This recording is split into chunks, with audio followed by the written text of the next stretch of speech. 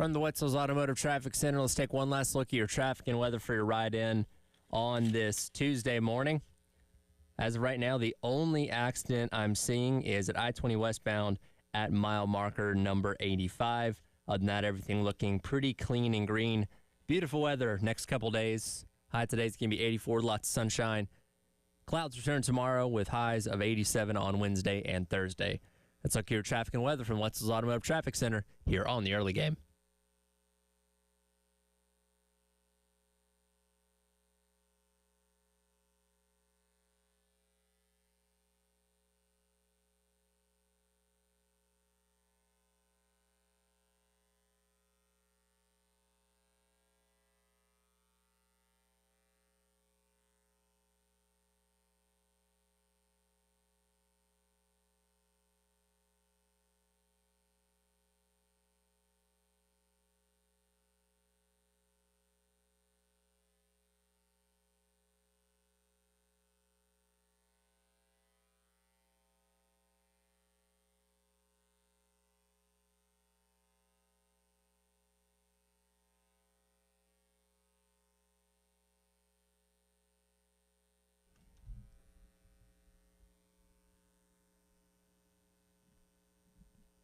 Nine o'clock on your Tuesday morning. Welcome in. It is the Extra Point. Tyler Head and Jack Beltry along with you here, navigating closer to the end of the month of April and that much closer to football season finally getting started. I looked it up earlier on this morning, Jack. We're still 74 days away from SEC Media Days, which is kind of, for most of us, like the point where the football preseason kind of begins, because then, okay, a couple weeks after that, you got camp, and then boom, the season's here. So got to navigate still a little over 2 more months to get to that point, but we are inching ever closer. Yeah, that's it's crazy, honestly, that we're that close already to media days. I mean, that really is, in theory, the start of the season, because that's when all the hype begins and stuff. And we're gonna have plenty to talk about over the summer, just like we did last year, where you got the Heisman odds and you got just all these numbers coming out and stuff, and preseason predictions, and who's doing what in the summer. It's always a lot of fun, and it makes it more interesting now that South Carolina is in a position where they're going to be talked about plenty this year as one of the, I would say, a potential contender, a sleeper to make the postseason as a potential at-large bid. But of course, they have a lot of work to do to get there, and we saw a lot of good things in the spring, and we know that especially after the NFL draft here, where so many guys from that defense were picked. Yep, they have to replace all that talent. But man, I'm looking forward to the season and what it could potentially bring for a team that is very much seemingly on the rise. Yeah, we'll put a little bit of a bow on that draft here in just a second, but it is 9 o'clock, and we do got to kick things off with our 9 a.m. Sandstorm Pick-Me-Up. Time to get hyped. Here's your 9 a.m. Sandstorm. Sponsored by George Sink Injury Lawyers. Just call all nines.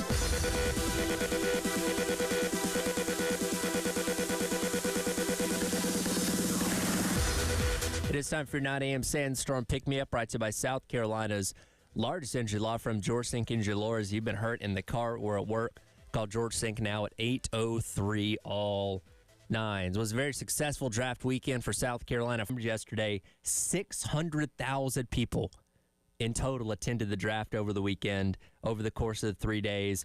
13.1 million viewers for the first round, which is second best ever since they've been charting that. Jeez, and you mentioned the first number there because it was in Green Bay, and so was it at?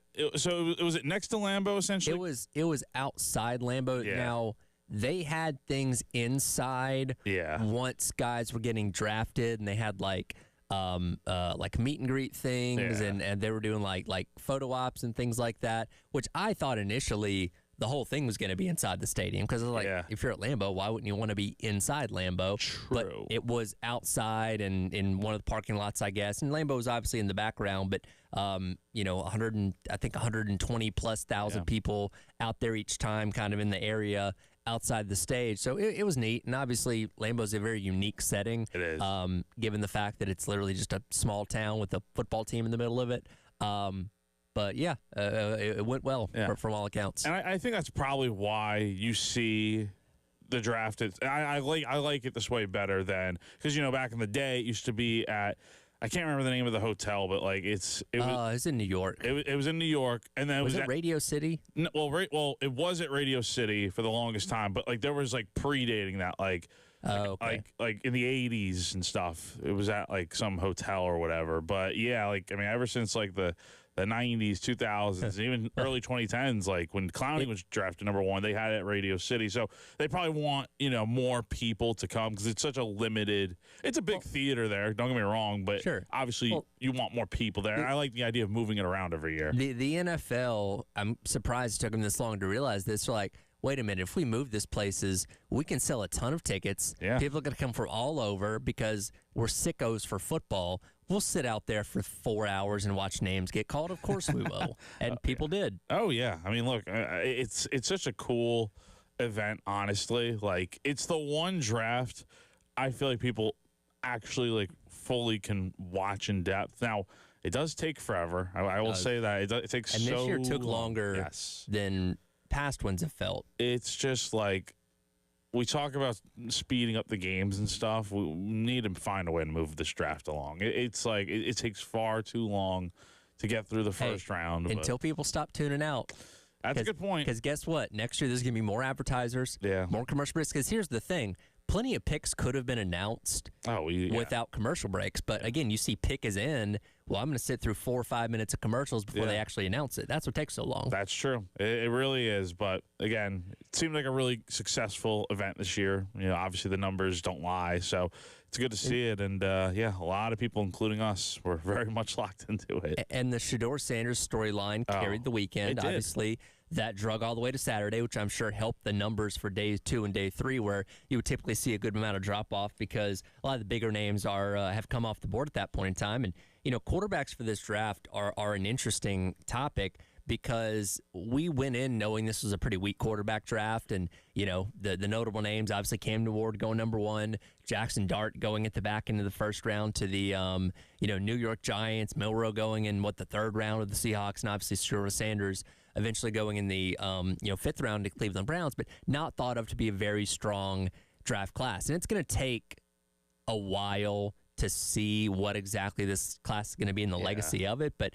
people are already starting to throw those comparisons out there of, man, this could be one of the worst of all time. And I went back and looked, and some of the worst drafts when it comes to quarterbacks, 2007, highlighted by Jamarcus Russell, 2013, E.J. Manuel, Geno Smith still hanging around, Mike Glennon, guys like that. Like, I don't know how long it's going to take, but some people are already trying to shoehorn this might be one of the worst ever. We'll see. I would say people are already going to make assumptions, and I think that's a wrong way to look at things. I do think within 3 years we'll know, like, okay, was this draft class any good or not? I don't think it's definitely not one of the best because we, usually it's so like headlined by quarterbacks, and I feel like this year's quarterback class was all right. Like, Cam Ward being the #1 pick made sense, but I feel like you stack him up against other potential top pick quarterbacks. I don't think it's really comparable, even though he had a good pick in the first round, like Jackson Dart and stuff. I just feel like that's how people really judge it. And then you look at all the other players after that.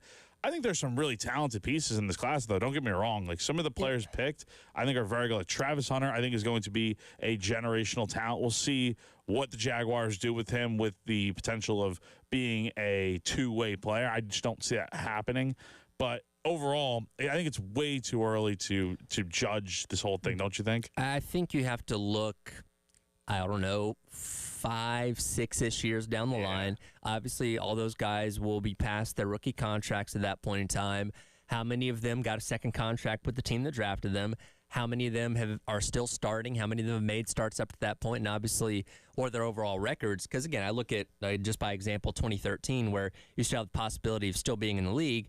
I want to say Geno Smith is the only one still hanging around. Matt Barkley may still be a backup somewhere at this point in time. Have to check on that. But E.J. Manuel, Mike Glennon, Landry Jones, those guys ended up not being worth much, despite being all picked within the first 120 picks there. So it's going to take a little while. Again, Cam Ward is not going into the best situation. No.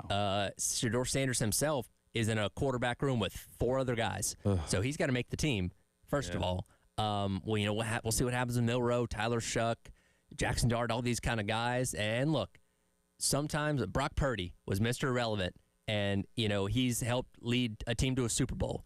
You know what I mean? So you just truly never know. Yeah, no, you really don't know it all. Now, with Shedeur, did you see? I don't know if I'm guessing it was legit. I think it came from, I can't remember what site I saw it on, but that he has the option, I guess, to go to the CFL if things don't work out. Because you mentioned, again, he's in a situation where I think right now he's probably QB3, QB4, because Deshaun Watson I don't think is going to play at all this year. It's likely going to be Flacco starting initially. Kenny Pickett has at least started in the league before. Yeah, but I think Flacco, I think it's probably Flacco, Pickett, and then Dylan Gabriel and Shedeur are fighting for QB3. And at that point, it's you're fighting for straws at that point. You're not going to get many reps as QB4. Yeah, well, you're basically going to get cut probably. A lot of times the third quarterback isn't even dressing for NFL games. Yeah. So you might be on the team, but you're standing there in a T-shirt, holding an iPad. Yeah, so I don't know, man. I think it is a little early to judge this whole thing. Let's give it.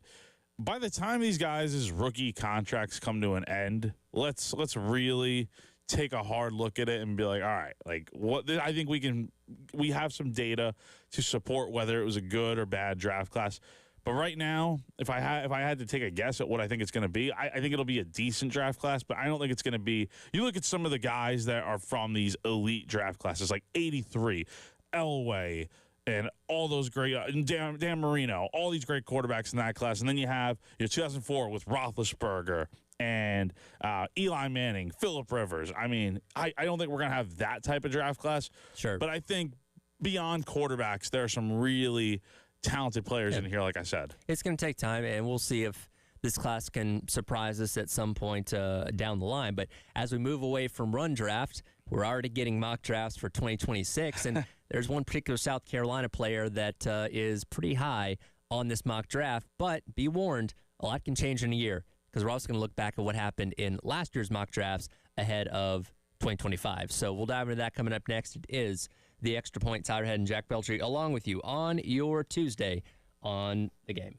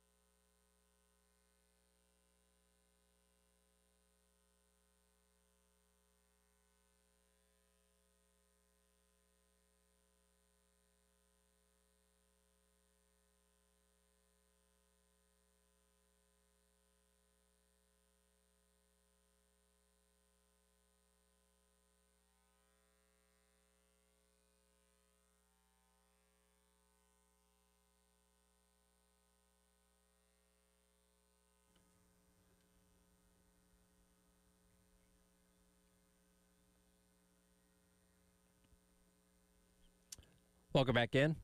Extra Point. Tyler Ed, Jack Beltry hanging out with you on your Tuesday here on the game.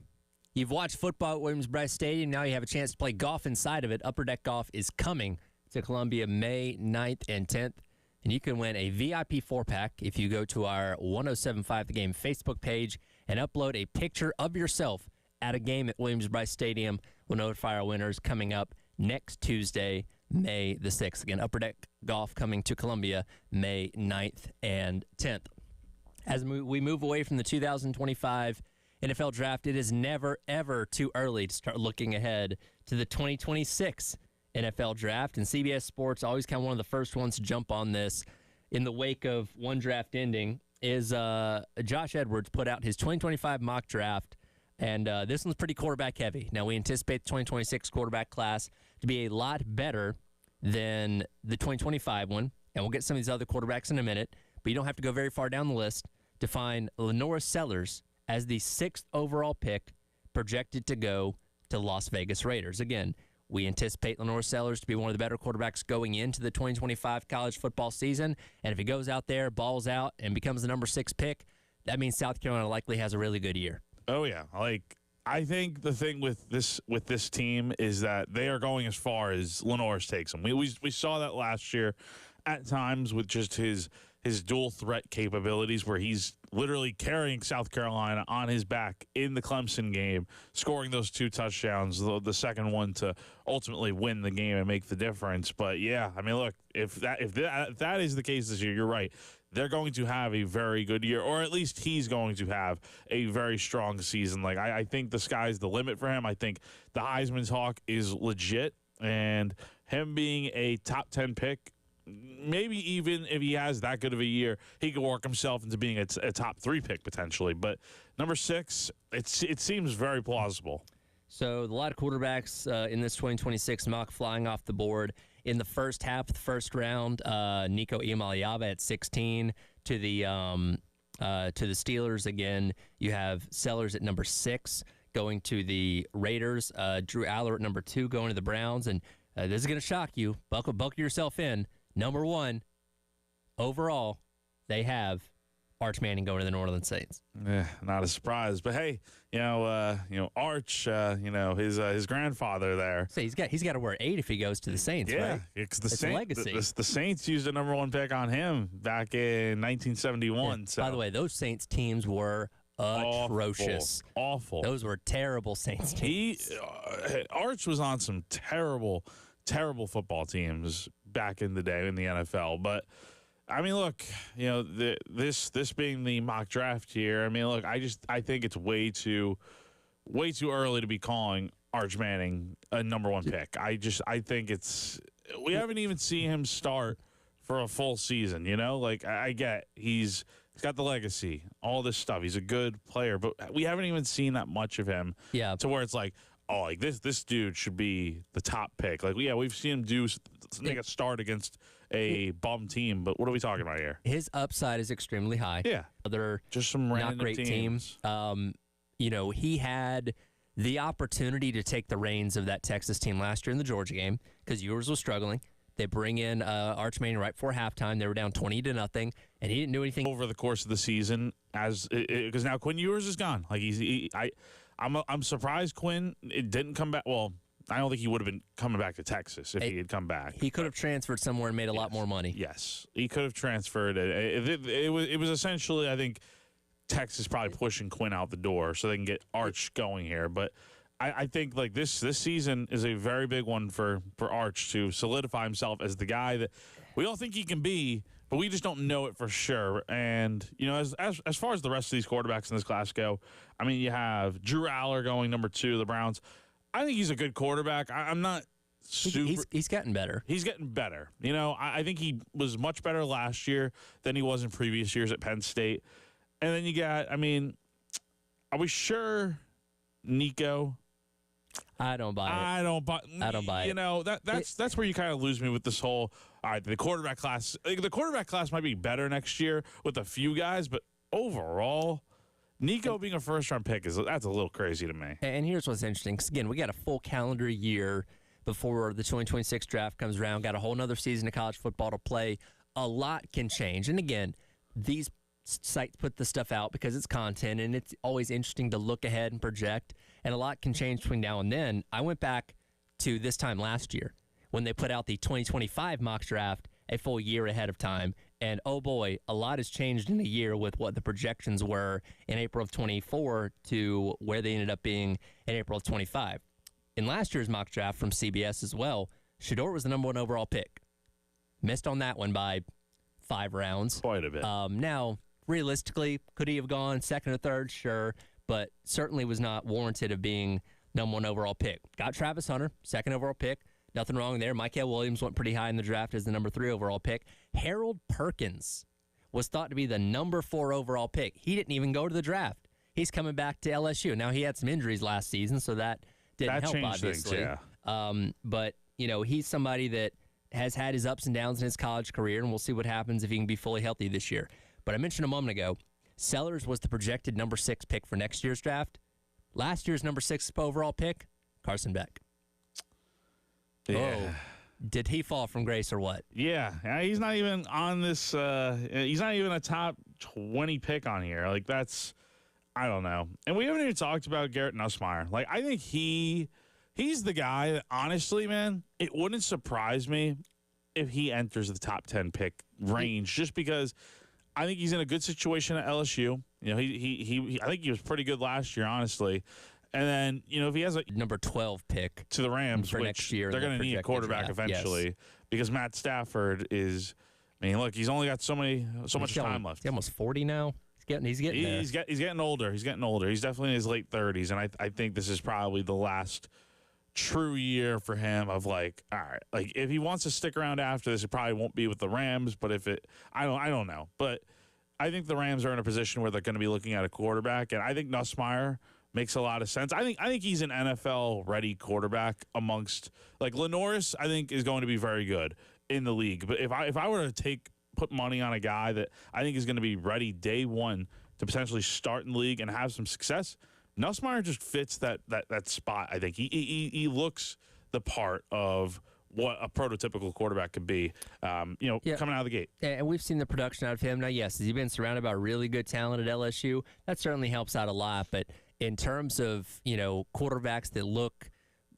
pro-ready as of right now, based on what we've seen, Nussmeier is certainly high on that list. And, again, you see a lot of those things with the Norris Sellers, too. And the way he played in the back half of last season, if he can replicate that for 12 games and then whatever you play in the postseason this upcoming year, there's a reason to think that he can't go and be that kind of pick as well. And we know that a big focus for Mike Shula and Shane Beamer this year is working on that quarterback development, being better at going through progressions, being better keeping your eyes down the field and those kind of things, which is things that he did fine with last year, and obviously extending plays as well, but getting better to get to the point where you can go and be a draft pick next season. Because, again, if he goes out there and is warranted of being a first-round pick, that probably means South Carolina had a really, really good season. No, most definitely. And I think, like you said, I think the next step for him is becoming more that pocket presence. Like, yes, he can run. We know that. And he's going to run a lot this year. But let's see a little bit more of him throwing the ball pretty deep. We know he's got a good arm, and there were some times last year where he hit on some deep balls. There were also some overthrows that you think of, and I think he's definitely got a good chance to be more of a pocket passer for sure this year. But we could also see him run a ton. I mean, we know what he's going to do on the ground. But as long as, again, it just depends also on what are his receivers going to do. Are they going to be able to create separation? Are they going to be able to do a good job out there and help them out? I think they definitely will, and we're going to see a Sellers version that hard to believe he could be better than what he was last year. And again, we're still a year away from the 2026 draft. A lot can change between now and then, but it's neat to have a quarterback at South Carolina be projected that high, and that's something that's never really happened before. Even when Rattler came in a couple years ago, he was coming off of getting benched at Oklahoma. Yeah. Nobody was saying, well, he's going to go out there and be the number 1 pick after one season at South Carolina. So this is very rarefied air to have a quarterback being propped up this much going into a season here. No, it is. Like, I mean, seriously, it's been, honestly, forever. And, Sellers is definitely warranted this type of respect. So we'll see what happens. Again, a long way to go until the 2025 season, and hoping Sellers can replicate what he did at the end of last year and make himself into that first-round pick coming up next year. All right, we didn't get a chance to get to it yesterday. A lot of weird things happening up in Chapel Hill with Bill Belichick and his girlfriend, puppet master, whatever we want to call her. We'll dive into that coming up next. It is The Extra Point. Tyler Head and Jack Feltry along with you here on your Tuesday on the Game.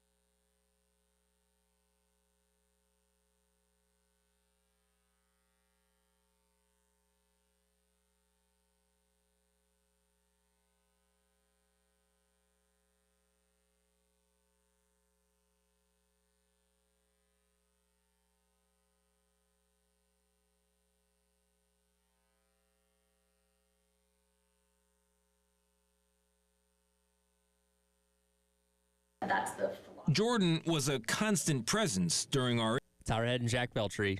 If you had not heard that, that was from CBS Sunday Morning. Bill Belichick doing a sit-down interview. When asked about where he met his 24-year-old girlfriend, Jordan Hudson, she quickly interjected, "We're not talking about that." This has been an interesting story. The whole Bill Belichick saga, from the end of his time with the Patriots to how he ended up at North Carolina, and he hasn't even coached a game there yet, but even up to this point, it's been headline after headline, a lot of it involving Jordan Hudson. This whole thing's just weird. That interview was bizarre all the way through, and it's to the point where people are starting to worry about Bill Belichick and like, is he okay? Is this what's actually happening here? It's gotten a lot weirder over the last few months, I would say, because like before he took the job, I think they had like just started probably dating like over like the summer or whatever, and you see some pictures online and stuff, and it's like, all right, the age gap is weird, but like they seem happy, so like who cares? Like that's all that matters, right? But then once he took the job, I think progressively over time, especially in these last few weeks with the spring game and stuff, and you see just it just feels like he's. It just doesn't feel like the Bill Belichick of the Belichick way from New England. It just feels like he's being kind of like almost like micromanaged, I guess. And that's the thing. Think about when he was in New England, the Belichick way. He's the ultimate control freak. He oversaw everything in that organization, which is why they were so successful for so long. And yes, it helped. You had the greatest quarterback of all time playing for you, certainly, but there wasn't a stone that was unturned with him, because he went over every meticulous detail throughout the entire organization. And that's just who Bill Belichick is and how we expect him to be at North Carolina. So to think that there's somebody pulling his puppet strings is very weird. And again, like you said, the age gap, that is what it is. There are plenty of relationships between people that are significantly different in age. That's not the concern here. It's the way. Here's my question. Is it a relationship? Or is this something completely different? Because, we see them at the red carpets and we see them doing this and doing that together. But, like, is this something else? Is she really just here for the money? Is it a power play? Is she trying to manipulate and control, a aging, successful head coach? I don't know what this is, but it ain't normal. It's very, very weird. It's not normal. I mean, why couldn't they just answer a simple question? Why did she have to intervene? And here's the thing. There's already a assumed story out there. They met on a plane when she was in college back in 2021, and she asked him to sign a textbook. That I guess that's all that she had. I don't know the reason behind that, but that was the widely accepted story up to that point. But the fact that she refused to let him answer about it is like, okay, is that not the case? Like, what's going on here? Because and that was just a 30-second snippet. Apparently, there was a lot of that interview that didn't get aired because she was consistently cutting in, saying, don't answer that, don't answer that. She stormed off a couple times, apparently. Like, this is just all bizarre. Because, again, there are plenty of wives and girlfriends and stuff, very successful coaches that are just there on the sidelines, in the stands, whatever, and, they're not involved in the story. No. But she is. You don't see coaches' wives involved like this. Like you don't see them. The fact that we see her so often to this point is kind of like it's abnormal. We don't normally see that stuff, and I think there is something probably going on behind the scenes that we just don't know about. Like, and I think Bill is. He's old, but he's not. I don't think he's to the point where it's like, all right, like he just can't recognize what's going on here. I think he's smart enough to know, okay, if something's up here. But, like, I just think at this point, it may just be too far into it to where it's just like, and she's already got him. She's got him whipped. And now we're getting these additional reports that North Carolina is starting to grow concerned about this, because it's not just that she's interjecting these interviews. There was a story a couple weeks ago that, Bill was requesting her to be CC'd on all emails. Yeah. And the fact that she does not hold a position at the University of North Carolina. She's not in media. She's not in PR. Nothing like that. But she is going out of her way to tell people in their press releases, like, hey, don't write that Steven is Bill's son. We don't want it to come across as nepotism that he got this job. Well, of course, it's nepotism that he got that job because he was a mediocre defensive coordinator at Washington a season ago. But she's trying to control this narrative around Bill as well. Like, I've never seen anything like this before. No, I'm trying to think of like something that would be similar, like maybe like the Ball brothers and LeVar, but I don't even think it's like that. Honestly, it's just I don't know. But as unorthodox as LeVar Ball was, he was trying to grow a brand. Yes. Right. And yeah, did he end up costing Lonzo a lot of money with the Nike shoe deal he had to turn down? Yes. But at the end of the day, he was going about marketing in a bizarre way that ended up, it grew his brand. So did he accomplish his goal to a degree? Yes. And I don't think he was necessarily manipulating his sons. You know what I mean? Think so. No, it's different in that sense because all three of his sons are successful. Like that's to varying degrees. That's pretty much what he wanted. Like two of his sons are in the league. One of them's making a lot of money as an artist. Like it worked out from that sense. But this is different just because I don't understand what if it's not to be happy and stuff, to have a relationship, what is the end goal here for Jordan Hudson? And again, I'm starting to question, like, is this actually a relationship or is this something different? Is the relationship a front? And like, what is her end goal here? What is she trying to get out of this? And I know people say, oh, she's trying to get money out of it. That may be the case, but it seems like there's something more here. You know what I mean? It's just like, what is she after? I think is the main thing here. Because I mean, money, yes, but like there's something else going on here that's just like we haven't fully seen what it really is yet. And again, I'm not accusing this of happening across the board, but if you are just trying to get money out of it, all you got to do is sit by the wayside and just take the money. Exactly. You know what I mean? Like, you don't go to this kind of effort to, again, control the narrative and what's being said about your partner in this situation in Bill Belichick without having some kind of other motive. And I just can't quite figure out what that is. And what does North Carolina do? Because this, and again, she was on the field during practice and the spring game and all that kind of stuff. And, it's going to get to a point where it's affecting the football.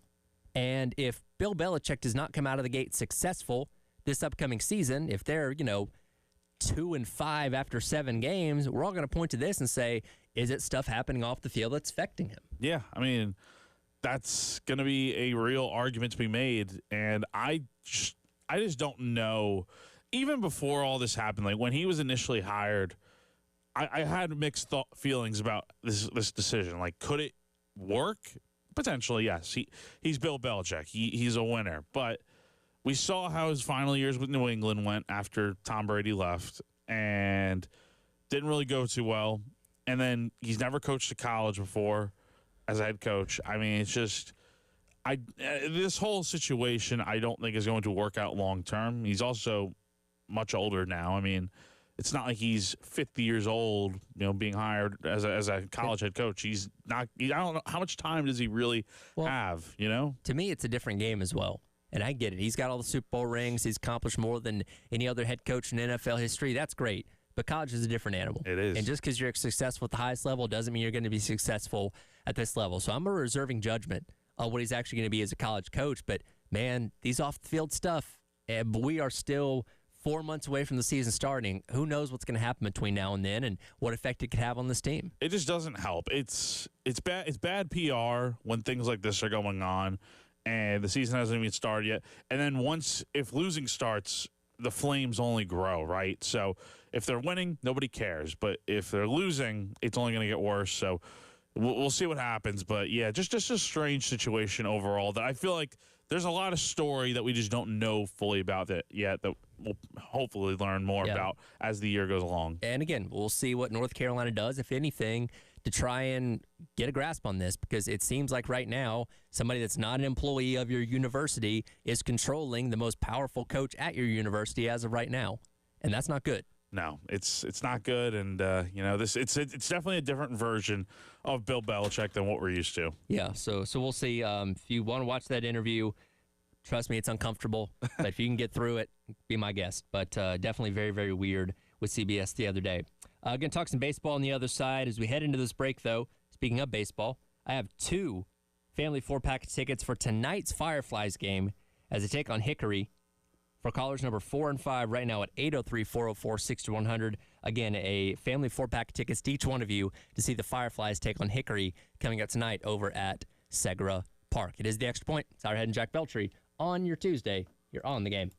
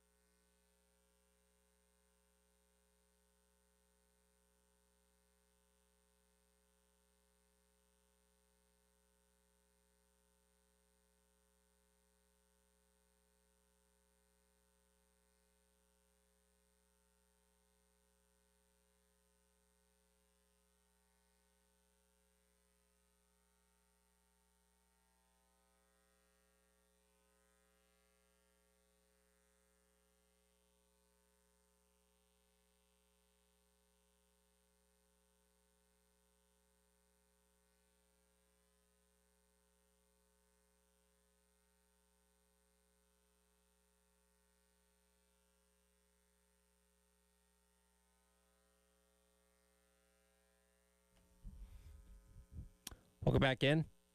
Extra Point. It's our head, Jack Beltry, along with you on our Tuesday here on the game. Coming up next in the Gamecock Club Hour presented by Krantz Cooling Heating.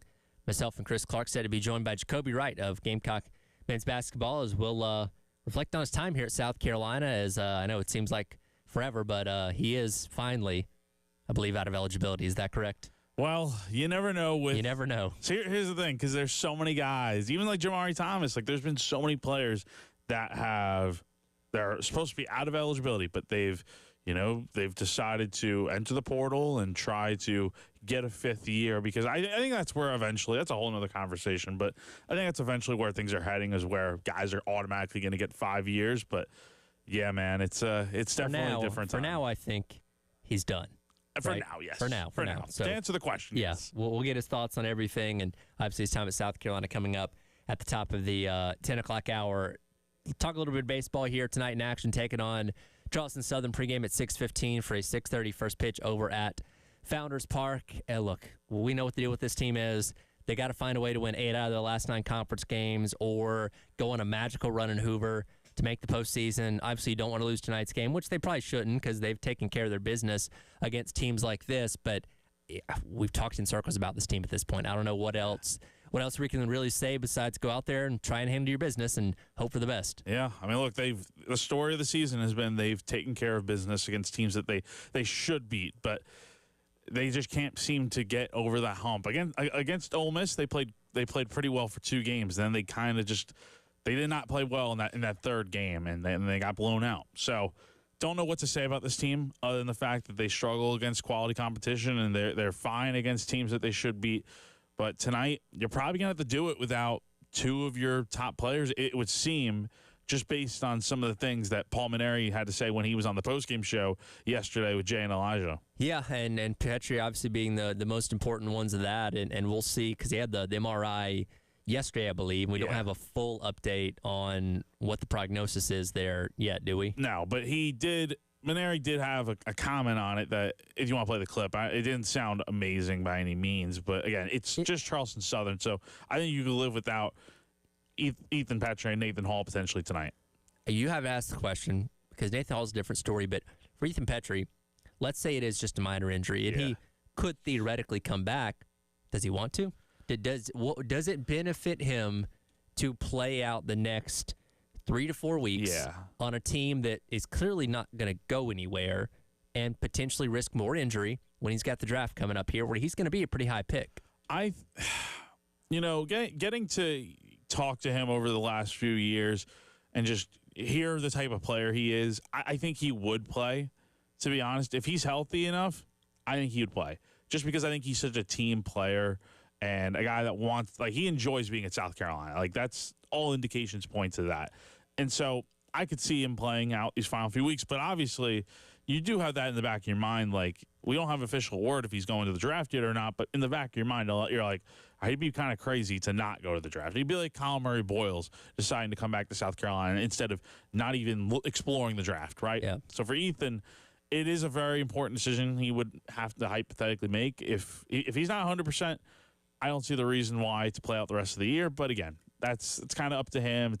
It's a discussion he'll have with the coaches, I'm sure. But again, if it doesn't sound like it's the best news, as in he's going to be back tonight. Like, it sounds like he could miss a little bit of time. Of course, we're closing in on the end of year number 1 with Coach Mainieri here at South Carolina. But some news yesterday that I think is particularly interesting. Chris Lamone is fired as the head coach out of Mississippi State, a team that South Carolina lost to only a handful of weeks ago. And look, in his tenure there, started in 2019, 2 trips to the College World Series, including the National Championship back in 2021. Last year, went 17-13 in conference and even made a regional for the first time in a couple years. But they deemed they were not on the track to be good enough this upcoming season or in the future. They moved on from 7-14 in conference play, only a little bit better than South Carolina. And look, it's Mainieri's first year. Nobody's getting fired unless he just decides he doesn't want to come back for another year. But I think that shows you where the standard in the SEC is. That even, winning a College World Series only 4 years ago, that can only support you for so long. So, again, Mainieri, he's going to have to prove something next year. We're going to have similar conversations. Yeah, I mean, look, if it's similar to what this year has been next year, I do think we're going to see some change eventually. Like, I don't think he's going to get fired after this year. Just number one, I just don't think that's logical for South Carolina to be able to do that, financially speaking. And then you also just have, it's year 1, right? This is a different team. Takes time to build a program. But, Chris Lamone is getting fired. Not surprising, because we've been hearing about this for months now, it feels like, that Sure. if things don't go well in Starkville, he's probably going to be out the door. I'm a little surprised that you don't really see midseason firings all too often, especially in college baseball. So I'm surprised they didn't give him till the end of the year, but I think they just want to get this thing moving. And honestly, Justin Parker is the interim head coach, who you remember was the pitching coach at South Carolina. Yep. I feel like he's a name that we hear so much in these head coaching vacancies and openings and stuff. I feel like he's a guy that can prove himself here, and if he does well, he's going to be on the radar of a lot of good coaching jobs. Yeah, and it'll be interesting to see if they decide to just keep rolling with him or go and make an outside hire.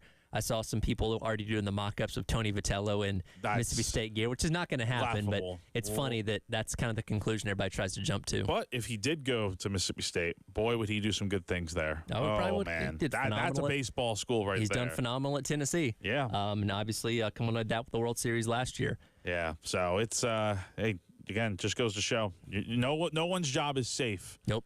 No one's job is safe. That'll do it for the Extra Point. Coming up next, it is the Gamecock Club Hour with Kobe Wright from Gamecock Men's Basketball here on the Game.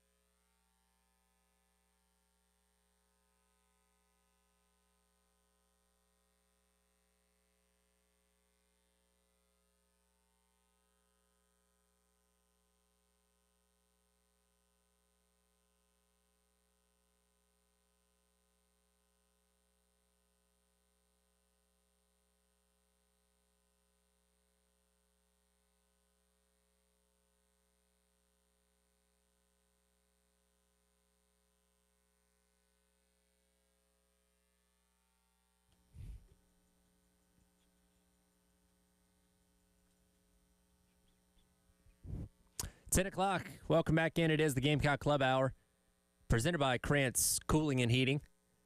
Tyler Ed and Chris Clark here in the Herndon Chevrolet Studios, hanging out today with Jacoby Wright from Gamecock Men's Basketball. Chris, I believe this is Jacoby's third, fourth time on the show. Something like that, yeah. He's been a pretty frequent flyer. Jacoby, appreciate you taking your time this morning. How we doing today, man? Man, I'm doing great. I'm excited to be here. I love doing this type of stuff. So. This might be, hey, Jacoby, pull that a little bit closer to you, if you don't mind. Just keep it about a fist away. There you go. There you go. Good right there? Yeah, that's perfect. That's perfect. Yeah, this might be, though, Jacoby's, swan song. This might be the last. So that's what I was talking about with Jack when I was teasing this thing the last hour. I was like, I think he's out of eligibility. But in today's world of college sports, we never know, right? Never know. But, this probably is my last one, more than likely. Well, but you can still come back. You can come back. You're always welcome. You're welcome. Yeah. I love to do that when I'm back. Yeah. I always come back. We had Hayden Brown a year after he was done here. We're always cool for letting people come back. We good. So what has been going on, since the season ended? We were talking out there before we came in a little bit. You're obviously preparing for the next level, whatever that looks like. So, after the season ended, now that you are out of eligibility, you're moving on. But yeah. but what did you have to do? What was your to-do list, and what have these last few weeks been like? Yeah, so my first step was getting an agent. I signed with GCTH Sports. Really good agency. Got a lot of really good guys. Some other SEC guys that I played against, and big-time college players in college. So I signed with them, and after the season, I just staying in shape, working out, doing some pro workouts, preparing myself for any future workouts I have with teams, and then hopefully go pro overseas, wherever I end up, and whatever the best situation is for me. So what is that process of getting interest overseas, kind of gauging where you might go? Because there's a million leagues over there. So how do you kind of position yourself to be a part of one of them? Yeah, so my agency does a lot of that work. They'll reach out to teams. Teams may reach out to them, however that goes, and then I'll pick whatever situation I feel like best fits me, where I can play at a country I really want to live in. So a lot of that goes into it, but it'll be an adjustment wherever I go, going over the water. But I'm excited for it, and I'm really open to it. So. Is there any particular leagues that are kind of leading the way as far as interest of where you think you might end up? I'm not sure. I had a team. I talked to a guy in Greece, so that's a really cool place. But right now I don't have anybody that's in front of the other. I'm still kind of deciding. Now, have you traveled abroad at all in your life before? No, I just told him the farthest I've been out the country is Mexico or the Bahamas, if that counts. So it's going to be never that far. I don't think they have obviously they play college basketball in that tournament in the Bahamas. Yeah. But they don't have a Bahamian basketball league. Yeah. That'd probably be popular. It'd be very small. It's a small island. Yeah. It is. But a lot of people would want to go there. That's true. Greece, Jacoby, I told you this. I'd be down for that. I heard a lot of good things about that, so I think it's a beautiful country. What's the best? You keep up with this, I'm sure, a lot better than we do. What's maybe considered the best league overseas? What are the best ones you can go to as far as top flight? I want to say one of the Euro leagues. Definitely Europe. I think China has a pretty good one. Yeah. But I hear a lot of good things about one of the Euro leagues. I don't know exactly the name of it, or what country, maybe France or Spain or something like that. But I mean, there have been a lot of former Gamecocks that have gone overseas and played for a long time, and done really good things. So yeah, I just talked to PJ Dozier the other day. Yeah, he's overseas and doing pretty good. Where's he at right now? Do you remember? I forgot what country. They just told me, but he just started the playoffs just recently. So I just told him good luck and everything. Yeah, but that's somebody I can talk to, ask about it. Yeah. What does your family think of the prospect of you playing basketball halfway around the world? The distance probably it's gonna be tough because my family been driving down the street these last 4 years. I would say you're from right here, so it'll be a difference with the time change and me just not even being close to basketball and just do that, live life, have fun. Yeah, that would be fun. By the way, I didn't plan this, but I got my Panthers shirt on today. kind of your area where you grew up? Are you a Panthers guy or no? To be honest, I don't have a You don't have an favorite NFL football team? I just like watching players, supporting guys that went here, guys that I'm good buddies with and stuff like that. But I don't have a team. Did you watch the draft? I did, but Tonka and TJ, I've spoken to a good bit. Think TJ is going to be able to handle that cold in Buffalo? What's that, in Buffalo Bills? Yeah. He'll be it all gets right. cold up there, man. Yeah, he's a down south guy too, but he'll find his way up there. I think he'll be just fine. Yeah, Well, he was a hooper too in high school. Is that how you knew him? kinda. Yeah, a little okay, bit. yeah. You know, he used to talk a little trash to me when we first got here, saying that he could play with us and everything. So You never went on one-on-one with him in high school, did you? nah, we didn't. I think we went to a few camps or something together. Okay. But I don't think my team ever played his. Don't think, but Like a 3-on-3 tournament. yeah, Yeah. I saw some of them boys. Some of them boys can hoop for sure. Yeah. They can. I mean, Tonka played. He was basketball, football, and baseball. So I mean, he had all of them going on. So he's legit. What do you think about the 3-on-3 like craze? Would you do that? Like go play in one of these 3-on-3 leagues that are popping up everywhere? I mean, depending on what it is, maybe. But I'm a 5-on-5 guy. I don't know. I never really yeah. just got into it, but if the opportunity presented itself, I might do it. I don't know. I feel like 3-on-3 that's for the why. You know? Yeah. Well, it's in the Olympics now. Yeah. They got Ice Cube. USA is doing it a lot. Yeah. Ice Cube's got his big 3 league, so it's a thing. That's growing a lot. That Big 3 league, but that's more. I feel like that's more for retired NBA guys or overseas guys. True. Like after Yeah. they're done. But there's a lot of big names that play in there. So they offered Caitlin Clark to play in there last year. That is true. I remember that. They're trying to expand the younger people now. So. Maybe so. Obviously, this past year wasn't what you guys wanted it to be. Something that we talked about as the season went along was we admired the fact that you guys never quit, right? Because when you get deep in the season and you're 2-14 in conference play or whatever it is, and you're not playing for a whole lot in terms of trying to make the tournament, all those kind of things outside of going on some kind of crazy run in the SEC tournament. What was it about the team or the message from Coach Paris why you guys just never really rolled over and quit? I think we just had even though our record showed that, we had a big confidence with our team. A lot of our losses were close, or we kind of gave up the game at the end. So we knew we could beat a lot of the teams. So I think that's where our confidence just stayed there. We like, man, it's just little plays here and there that we're not finishing, or we're just not finishing the game. So we thought we could go into every game winning until the end of the season. Like you said, the only way we probably were going to make the tournament was winning the SEC tournament towards the end. But we even thought we were going to win that. So it's crazy that may sound to some people. But, yeah, that's where the confidence comes from. And we knew what we had. Some things just didn't go our way. How did you view the Final Four, Auburn and Florida, 2 teams that you guys had? And obviously Florida goes on to win it all. Like, dang, we had those guys beat up until the very end. Yeah, so, that played a part in our confidence. Like, man, these top 10 teams, we competing with them. So, but yeah, our league was crazy this year. That just goes to show we had 2 teams in the Final Four, and if it was set up different, they might have played each other in the championship. So you were telling me off air about how teams that play in the SEC, and I mean the SEC's gotten so much better in basketball over the last 5-10 years.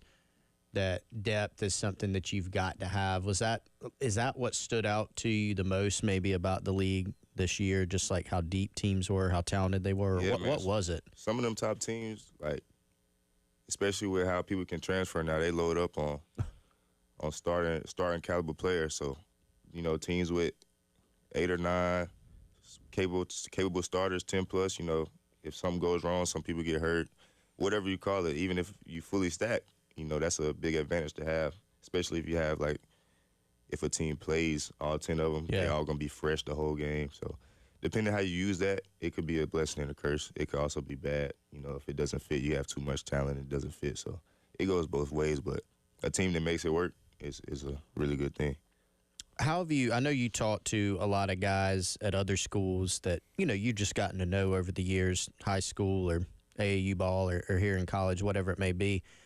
When guys are making transfer decisions, like we won't bring them up here, but we brought up some examples like you and I just talking about some guys that maybe have gone somewhere they don't end up playing, right? Like They probably do well with NIL, but they kind of maybe miscalculate or it just doesn't work out. Like, what are you finding in your conversations with guys that they're really kind of valuing when they're looking at transferring or looking at spots to transfer to? So for the older guys, I'll speak for them. Like, the two biggest things are playing time and how much you're getting paid in today's world with NIL now. So, you know, I don't think it's ideal for you to get paid and not play because most of us are trying to make it to the next level. So if you don't play, it's not good for you. But I think that's the two main things, like playing time and how much you're getting paid.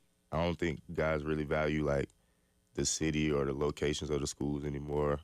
Like, just old traditional stuff that people may look at, I don't think they do. I just think they look at coaching staff, playing time, and how much you're getting paid.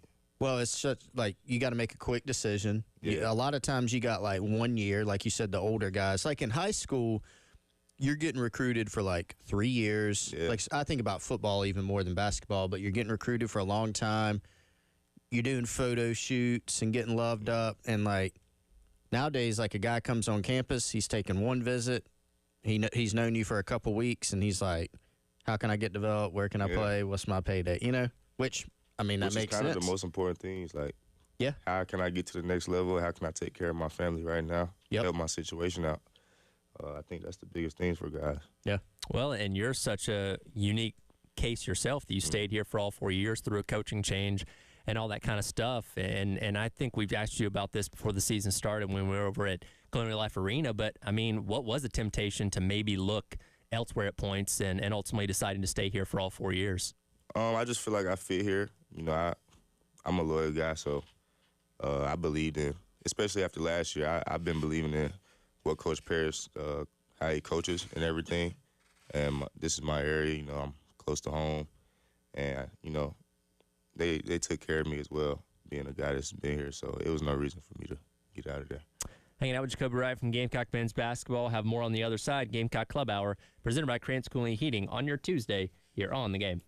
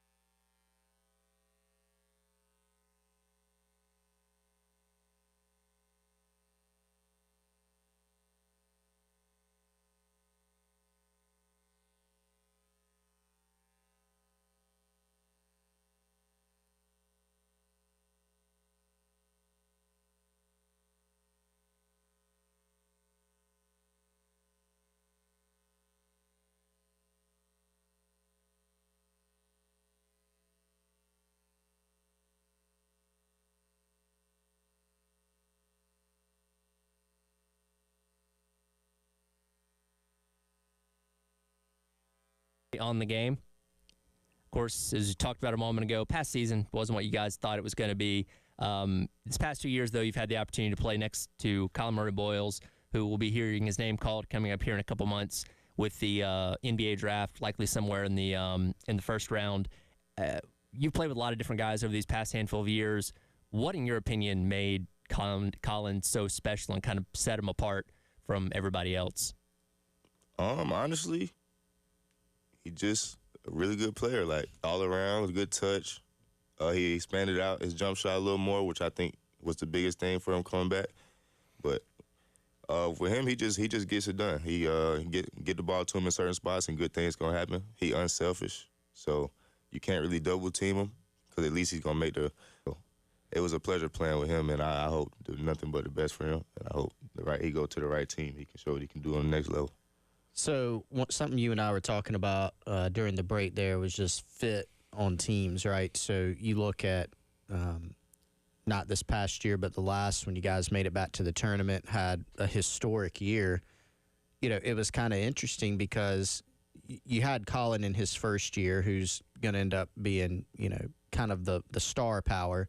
But y'all didn't have a bunch of, like, 5 McDonald's All-Americans. Yeah. You know what I mean? Like, but y'all just had the right fit. Like, how important do you think that is, having gone through, you know, that experience and kind of looking around at college basketball? Yeah, it's huge. The chemistry that year was incredible. Not to say our chemistry this year wasn't bad, but that team just really bonded and clicked better than a lot of teams I've been on the court and off the court. So, yeah, I don't know, man. We spent a lot of time together. We all loved each other, still do, and it just worked out for us. When you talk about fit specifically for Lamont Paris's system, what does that mean to you? Is it, hey, everywhere you got to be able to play defense, right? But, like, is there more of an emphasis on it? I mean, one of the things we talked about, bigs who can shoot the ball, like a B.J. Mack, you know, bringing in a couple transfers, more than a couple transfers probably, that can do that. Like, what are the maybe unique elements about the offense that make it a fit? I think the characteristics you have to have for Coach Paris' system is the ability to shoot, pass, play defense, and just having the right mentality, because you don't have to be all-time athlete or like the best athlete to play with Coach Paris' system.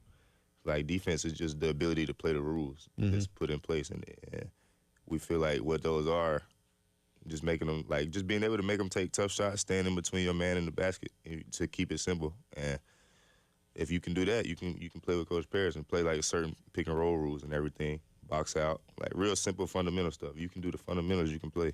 So I think that's probably it.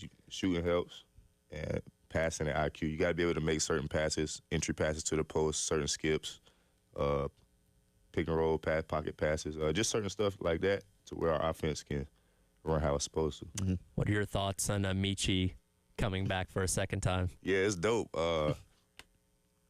When he did it, or when they were talking about him doing it, I was like, he got to be the first guy to go to 2 schools twice. I can't think of another one to do that. I think it's him and one more. I think when I looked it up, but I'm excited to see him back. He gonna be great. You know, he was an All-SEC player when he was here, so he gonna do the same thing this year, I believe, if not even more. I think he was second team 2 years, or the second year he was here. So I could see him being first team this time around. So I'm excited to see him play and come back and watch him. Well, I know you know Michi well as a person, and y'all played together, and you know his game. So, I mean, to me, Wes, who will be on next hour, would always talk about the Michi go-off game, where at any time he's going to have 35. You know, like, he could just get hot and do that. But he can also handle the ball. But, like, when you think about his game in this coming year, going into his final season, what do you think the next step for him is, like, from a scouting report perspective? That's a good question. We know he can shoot the ball, right? Yeah. Like, we know he can handle the ball. I don't know. So just kind of like refining. Maybe just tuning up some stuff. Maybe being more efficient a little bit. Maybe being a little more efficient would be my best guess. But, you know, he can score, he can shoot, he can score on 3 levels, he can attack the rim. So maybe just efficiency and maybe getting like a few assists and rebound stats up. But other than that, he's going to be fine. Have you had any other interactions with any of the other incoming transfers, or know anything about any of these guys that are coming in for next year? I talked to him earlier. I played against Elijah Strong last year when we played Boston College. I don't know many of those guys. Ivan Carter went to Providence, and Creech is coming from Providence. So that's a little connection I had there. So I got to talk to him a little bit. And obviously I played with Michi. But the other guys I haven't really met yet because I wasn't around when they were doing their visits. Well, speaking of Devin, of course, former player here at South Carolina, y'all came in same class, right? Y'all were in the same class originally, transferred up to Providence, and now is with the was drafted by the Sacramento Kings, spent time with the Stockton Kings when he was assigned, and then earlier this year made his NBA debut against the Grizzlies, where his dad Anthony is an assistant coach. So just like seeing him and his journey to the NBA, how's that been following that with you guys being so close? It's crazy. You know, like I said, that's my best friend, so one of my best friends. I don't want to exclude anybody. Yeah, it's been crazy, man. I've been supporting him the whole way, just following along. You know, just watching his process is cool, and it's motivating to me. Just to see what he his ups and downs, what he go through, and then me trying to get to the same place. You know, he got good motivation for me, and he ended the season really well, I believe. I think the organization really likes him, so hopefully he can keep doing that and just find his way in the NBA, find his role, and keep growing. Have you been able to go watch him in person yet? Yep. Okay. So I saw 2 games. I went out to Sacramento after our season ended, and they played his dad's team. Yep. And the Cavs, like 2 days separate. But he played pretty well when I went out there, so I told him maybe I need to be there every game. There you go. A couple more minutes here with Jacoby Wright from Gamecock men's basketball. Kind of wrapping things up here. Again, 4 whole years. A lot happened in that time. Went to the tournament, obviously, the prior season. Is there one definitive moment or game that kind of stands out as maybe your favorite from your time here at South Carolina? Yeah, I give a few. My favorite, I don't want to say my favorite game, but the court storming when we played Kentucky, that was a great moment for me. Playing, even though we only played 1 tournament game, just that experience and making the tournament was amazing. A goal I set when I was a kid, you know, you would grow up watching March Madness. So us making that was a great moment. Winning at Tennessee on the road was a great game and a great atmosphere to win in last year. Yeah, I would say those probably my top 3 off the top of my head. The Tennessee one was the Talon shot. Yep. That was a good one. And that was a big game for us. I think we beat 2 top 10 teams that week. Yep. I want to say. So that's right. That was crazy. So just off the court, like obviously you've grown on the court here, you know, from your time in high school coming into here, but just off the court, like you've gone through the college experience now, right? And kind of have gone from like kid to man, you know, as you transition into the next part of your life professionally, personally. So what are the biggest takeaways and kind of how have you grown just like off the court as a person being here at South Carolina? Man, I'm a really chill guy, so I don't really do too much off the court. I found some new hobbies recently, like fishing. I play video games here and there. I watch a lot of YouTube, watch a lot of basketball. So I like trying new food. So this summer so far, like when I go to different places, I try new foods. That's kind of what I find fun, being hanging out with my buddies. So what's the best food you've found? I had this place when I went out to Sacramento with Devin called what's it called? It's a soul food place, but it's Fixin' Soul Food is really good out there.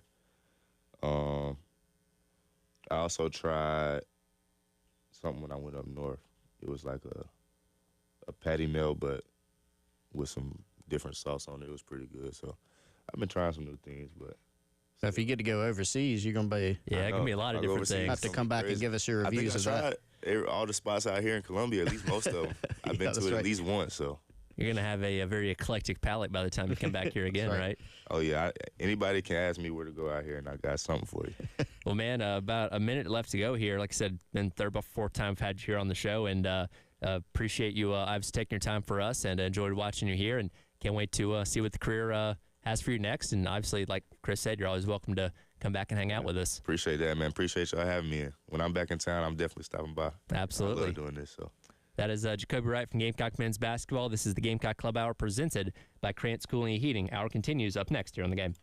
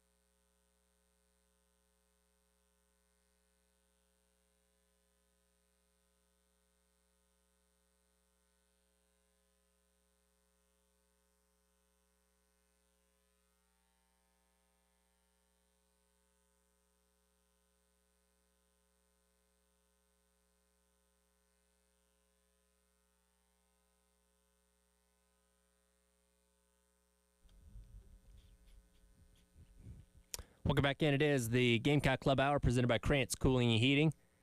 Tyler Head and Chris Clark along with you here on your Tuesday on the game. Appreciate Jacoby Wright again for hanging out with us. I think he's out of eligibility, like we said, but who knows? Maybe there's another lawsuit coming down from the NCAA. He can come back for another year. But a fun guy to watch, obviously, his time here at South Carolina. Again, such a rare instance in today's world of college sports for staying for 4 years through a coaching change and all that kind of stuff. But somebody that was obviously beloved in his time here at South Carolina, and we certainly can't wait to see what he's going to be able to do in that career overseas. Yeah, I mean, going through all the process and kind of seems most likely that's where he'll end up.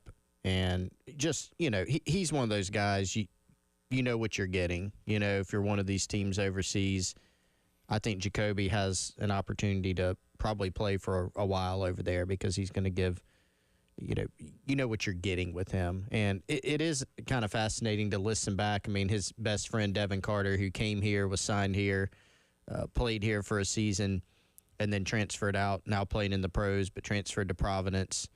Jacoby's played with guys here at South Carolina that transferred in. He's played with guys that transferred out. He's now played with guys that'll be back here in B.G. Johnson. Yeah, that's right. Transferred in, transferred out, transferred back in. So he's kind of run the gamut of experience. But a local guy who I think, fans really took a liking to while he was here and was part of, obviously, a historic team the season before last. So always good to have him in here and enjoyed hearing from him. Yeah, so again, looking forward to following his career. And like we said, the door's always open for everyone to come by and hang out and tell us what kind of food he can try in Greece or China or wherever he ends up. And certainly looking forward to that being coming up down the line. Yesterday in the Gamecock Central Takeover Hour, we have spent a lot of time talking about the Gamecocks in the draft. Pretty much spent the entire hour on that. Guys that got drafted, guys that are signing the undrafted free agent deals, going to rookie mini camps and all that kind of stuff. But I did not get yours or Wes's thoughts on the biggest story of the weekend involving Shedeur Sanders and his controversial slide all the way down to the 5th round where he ends up getting picked by the Browns. And we dove into this a lot. Jack and I did, Terry and I did, through the rest of the day yesterday. And it's one of those things that, is it the wrong information getting out? Was it teams just not wanting to deal with all the off-the-field stuff? Was he not as good of a player as we thought he was in the eyes of NFL teams? I think it's a combination of everything, but definitely the predominant headline for the weekend when it came to the NFL draft. I think it just illustrates that you don't get to dictate the terms to NFL teams. Now, I've seen people, because I'm obviously not the first person that said that, I've seen people say, well, what about Eli Manning when he, refused to go to the team he was picked? Little different situation, right? Sure. Because as far as I know, Eli Manning went through the draft process and participated in the things that he could participate in and didn't say a lot of things leading up to the draft that were, what in the world is this guy saying? What is he talking about? So there's a lot of layers to this thing, but Shedeur is obviously a talented guy, and slipping down to the being picked. Let's forget the slip. If you're picked in the NFL draft, you're a really good player. Yes, you're one of 257. Just like we were talking about with Kyle Kennard. Kyle Kennard won the Nagurski Award for the best defensive player in college football, and he was a 4th-round draft pick. So I think it was a combination of a lot of factors for Shedeur. Number one, was he ever really a first-round pick? Probably not, Yeah. Now, people that do the mock drafts and things like that, they're not just pulling it out of thin air. They are trying to talk to GMs, personnel guys, scouts, coaches, and trying to piece it together. So what happened for the information to get so lost that people still kind of went in with this expectation that he would go in the first round? That's the part that's maybe most confusing to me, because what we saw after he slid, all the information starts coming out, right? Yes. Because I think people are digging and digging. Reporters are digging. Hey, what happened? Then you start seeing people come out and say, okay, well, this coach hated his interview with him, and, hey, he did this particular thing that really turned off teams. I don't know. Sometimes that just happens, right? An event happens. It takes you until after and some time after to figure out why it happened. But that was the most confusing part to me, was not even the slide itself was a little surprising, but I think just the disconnect between maybe the expectation and where he went, that's the part I'm having a hard time. And I mentioned this yesterday, but I draw a lot of comparisons to what happened with Nico a couple weeks ago with the Tennessee thing. He's obviously at UCLA now.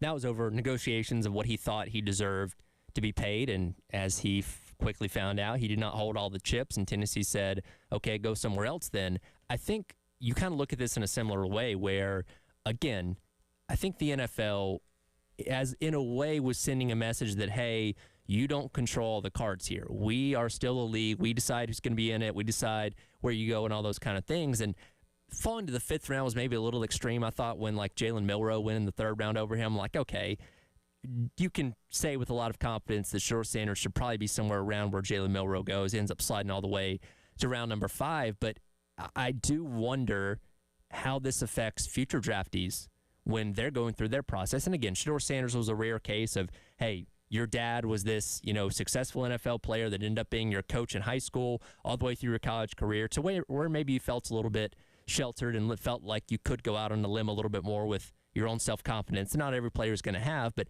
I do wonder if this is kind of a learning lesson to every other guy going in the draft years forward. Yeah. Like, hey, don't do what Shedeur did. Well, and I've seen people bring up the NFL teams are colluding to not take. Look, NFL teams will do what it takes to win.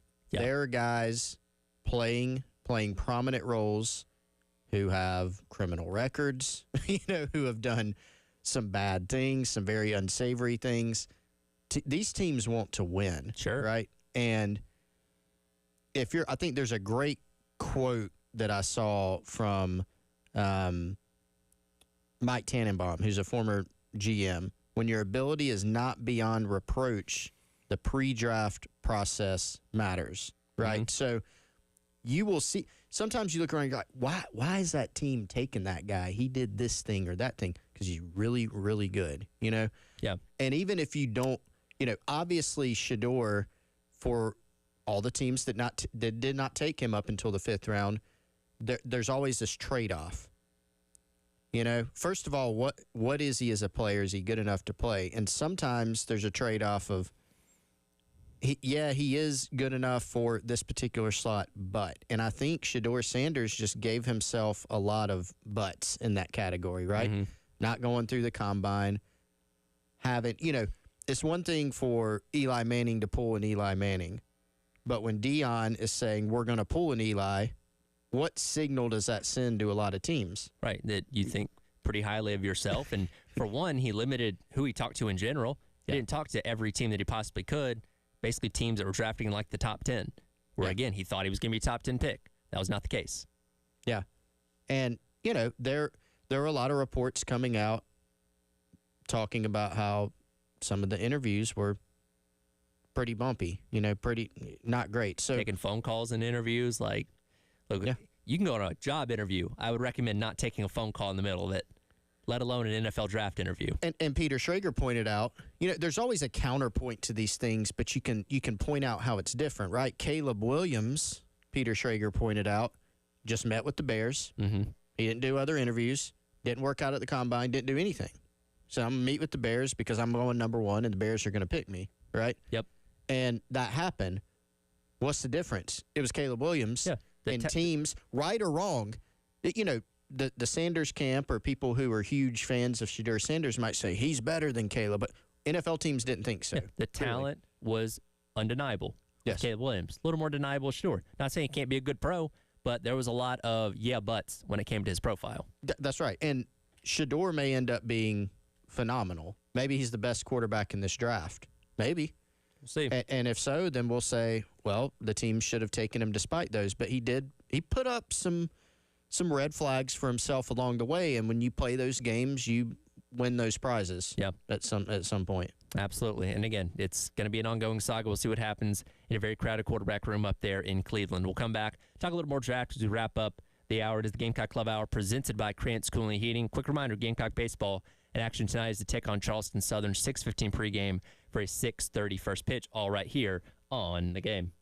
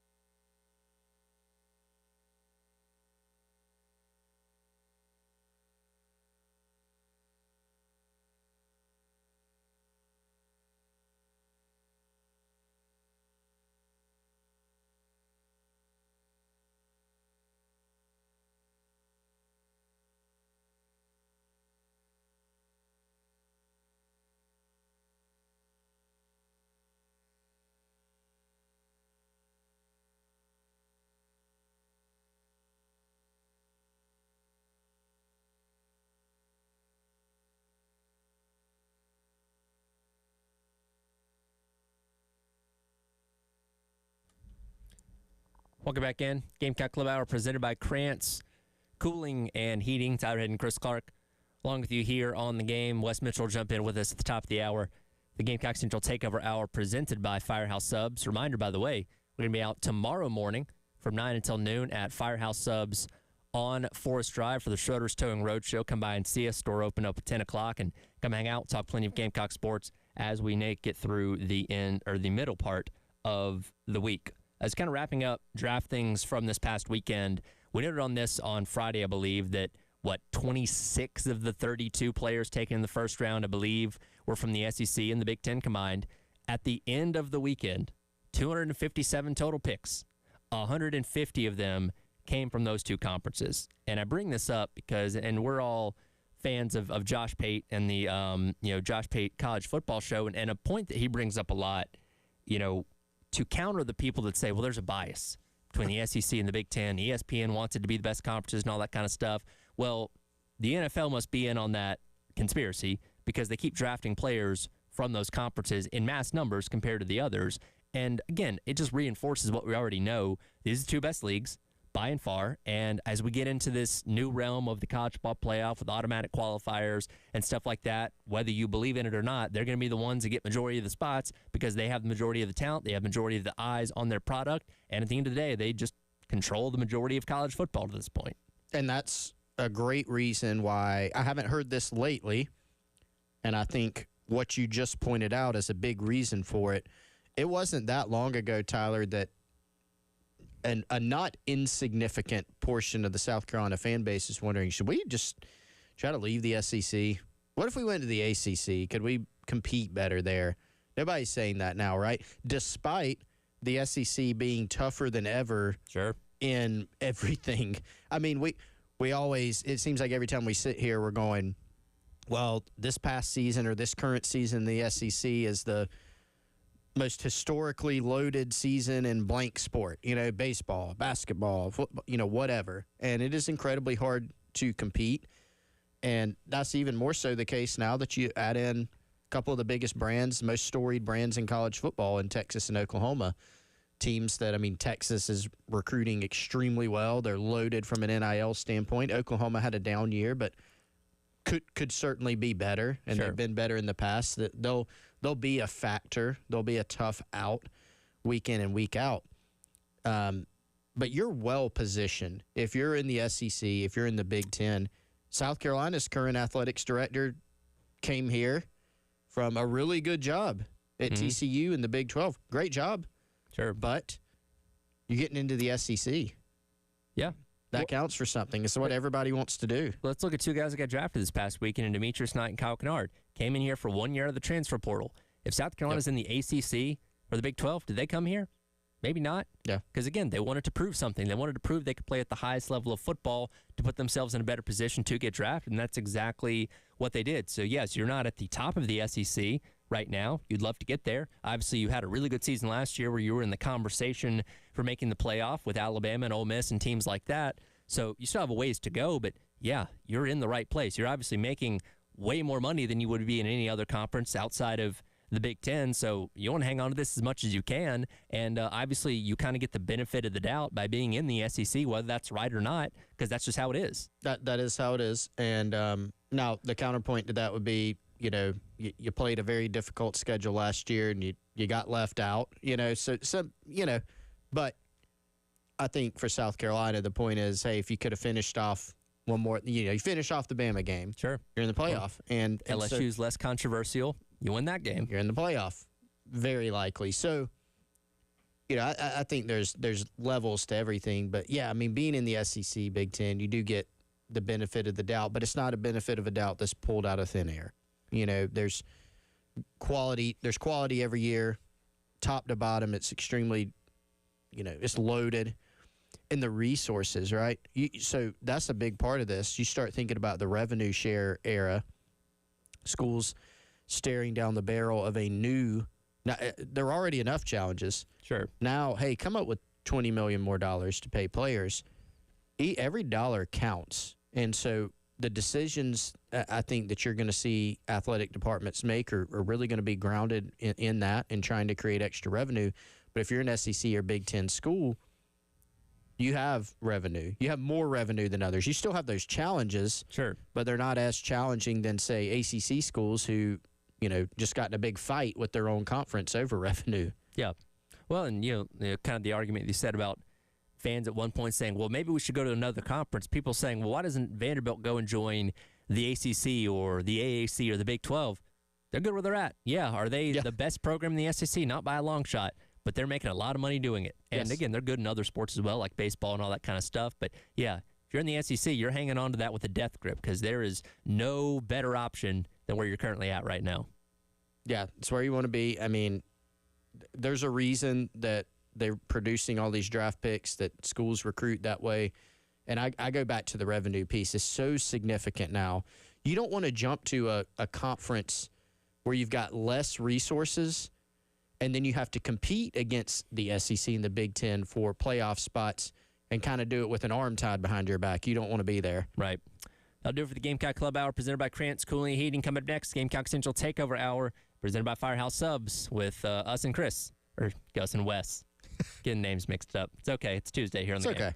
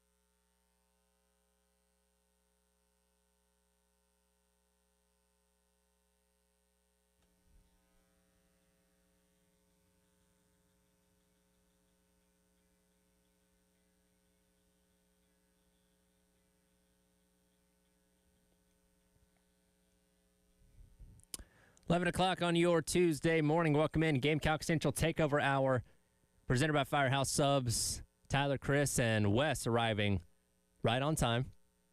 I heard you when you came in like 3 minutes ago, so give credit where it's due. He was earlier than usual, but in terms of walking in the studio, right on time as always. You said arriving, though, as if it had just happened. Okay, arriving. He was already here. In the studio, yes. I did hear I made a point to say. I did hear your arrival.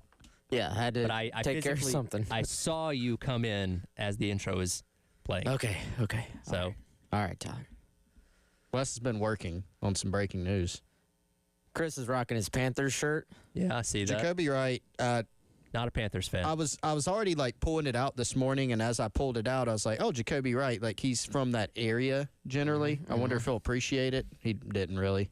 That's fine. And, he could have been a lapsed Panthers fan. Maybe if you had asked him that question 10 years ago, he would have been more into it. But the past handful of years haven't been great. He didn't hate on the Panthers either. He just kind of was indifferent to it. So He wants them to be better. it's a comfortable shirt, so I wore it.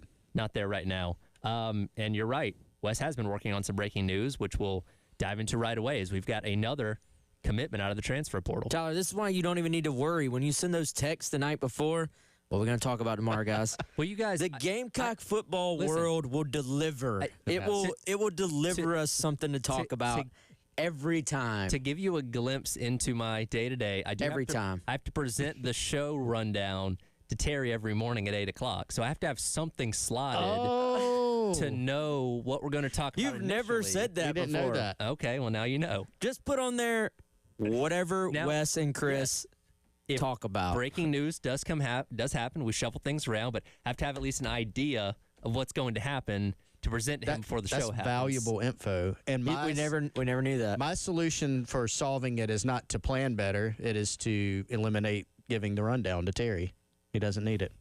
Sorry, Terry. Well, We'll just tell him. Just block out. Tell him this hour is covered. This hour is covered. I'll try that tomorrow and let you know how it works 3 out. hours we probably do need to plan. Yeah, we're going to be at Firehouse tomorrow. We need to plan tomorrow. Come see us. But all right, Forest Drive. Troy Pikes, Georgia Southern.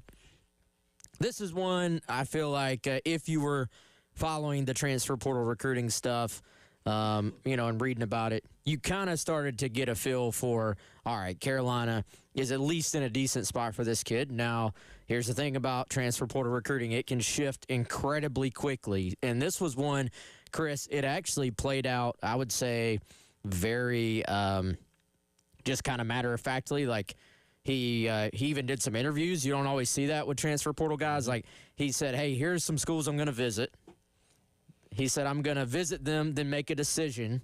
And then he visited them, and then he quickly made a decision and basically went very straightforward through the process. So, of course, we have talked about positions in general, and defensive tackle is the spot we talked about the most. Like, hey, this is where Carolina needs to add players. They have now done that with Pikes. And, Chris, he was actually probably one of the initial names that popped up in terms of South Carolina being involved with guys, and kind of quickly, we don't have access to the board. I don't want to say he was the top of the board, but it certainly feels like he was a guy that was priority for Carolina really from the moment he hit the portal and they evaluated him. And I think a guy that they're obviously happy to get.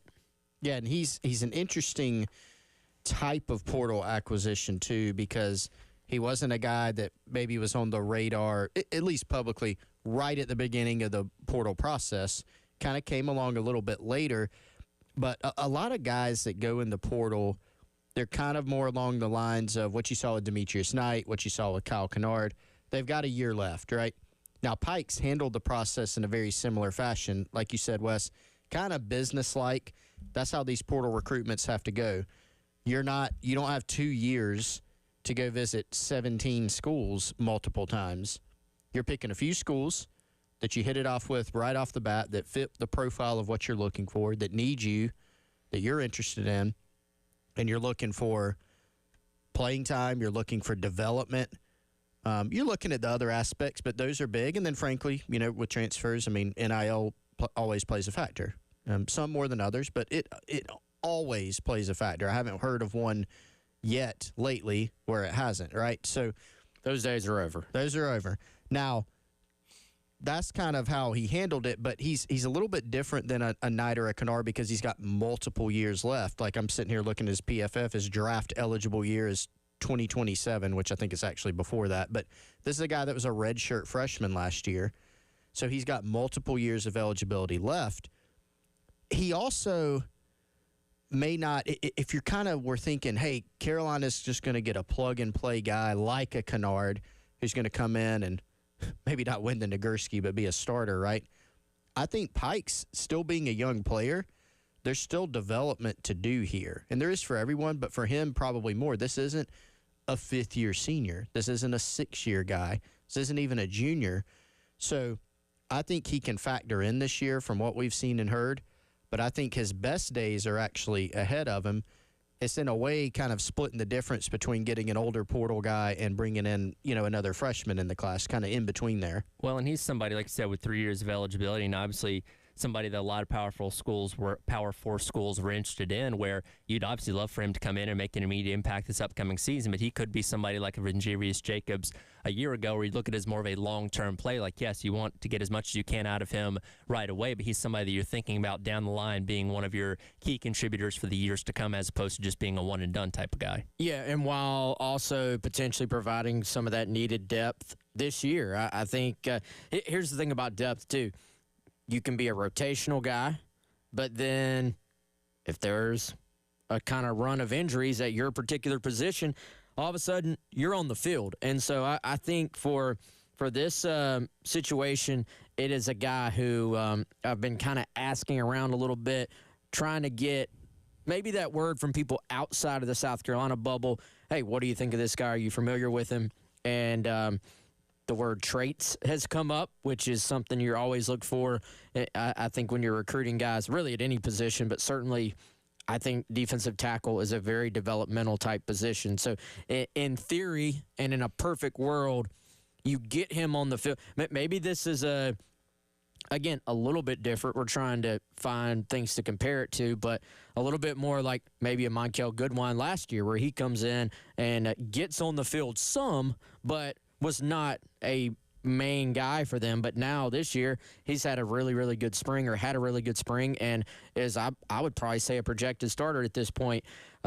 There's some development to go, but he is a big-bodied kid. He does flash. He actually holds the point pretty well, is something that was passed along to me. He plays hard. But then there are things about his game that he's going to want to improve. That's usually the case for young defensive linemen. Going to have to play with a little bit lower pad level, work on his hand placement. All the stuff you hear defensive line coaches talk about in terms of development and technique. This is nothing weird. This is nothing outside the ordinary. But I also, not that this is end-all, be-all, but when Georgia's involved, when Ohio State's involved, shoot, man, Georgia Tech recently, they recruited pretty well too. When you're beating out schools like that, when you have those schools involved with the guy out of the portal, I do think that means other schools are seeing the same thing you're seeing here if you're South Carolina. Yeah, and I look at this kid, 6'5", 290. If you see, there's some pictures floating around of him, and when you see him, he's kind of an off-the-bus type guy when you look at him. And I think, look, Carolina has put together a pretty good track record lately of developing guys who have made stops, even at bigger schools, but certainly guys that have moved up from another level of really maximizing their abilities. I mean, Kyle Kennard just had his best year. D. Knight just had his best year. Obviously, those guys are physically gifted, but the combination of their hard work and Carolina's coaching staff and their strength and conditioning staff and the nutrition program with Yemi Rodriguez, those things have all worked in concert to produce some really good results. And so if you're looking at Pikes and you're just looking at just stats, or if you're going, well, why wasn't he even a full-time starter last year? How's this guy's going to step in? Football is, we get away from this sometimes, it is still a developmental game. And I think that's actually an exciting thing about him, is you could be getting a guy into your program that could play potentially multiple seasons and continue getting better. So looks really good physically. I think also when you kind of dive into his play style, pass rush ability, which we just saw with, TJ Sanders, who was just a second-round pick, plus pass rusher. I think Pikes has that type of potential to be a strong pass rusher in the SEC. And for what it's worth, comes from Mays High School out of Atlanta. That's produced a lot of NFL talent, very good program there. That's routinely playing in state championship games. So even coming out of high school, coming from a good program there as well. Yeah, and I think it's a recruiting win for you, too. Like that, you often see, especially in the portal world, because everything's sped up, names get mentioned, and then people are kind of like, hey, what happened to that guy? Why did we lose out on this guy? And it's really because there's just so many different players that are available, and they're all making decisions in these short timelines and short time windows. And so it can be frustrating to follow portal recruiting if you're a fan, I think. So just to have a name that pops up, it goes through a quick process, and then picks you, I think is obviously good for the fans, and clearly is someone South Carolina wanted from the beginning. And, I'll be curious to see what's next. Do you I think the obvious is they're looking to add an offensive lineman. There's one name in particular that they're kind of focused on there right now, it seems like. But, does another defensive tackle pop up? Is there anybody that's just floating around out there that would sort of fit that category, you would say, in draft terms of like best available? I don't know. It seems like, and I think the actions kind of match the public comments here as well. It seems like Shane Beamer and company, for the most part, feel pretty good about their roster coming out of the spring. This has not been a panic spring portal window. Hey, we have to add at every spot. It has much more been a let's fine-tune the roster. Let's be very deliberate about who we add. And I'll be very curious to see what the next steps are for that. They're expecting an offensive lineman on campus today. And I think if you're following this, that's the next place your eyes go. But I'll be curious to see, is there anything else to sort of develop here at other positions? Talk about that a little bit more on the other side as we continue to recap all portal things happening with South Carolina. This is the Gamecock Central Takeover Hour presented by Firehouse Subs here on your Tuesday on the Game.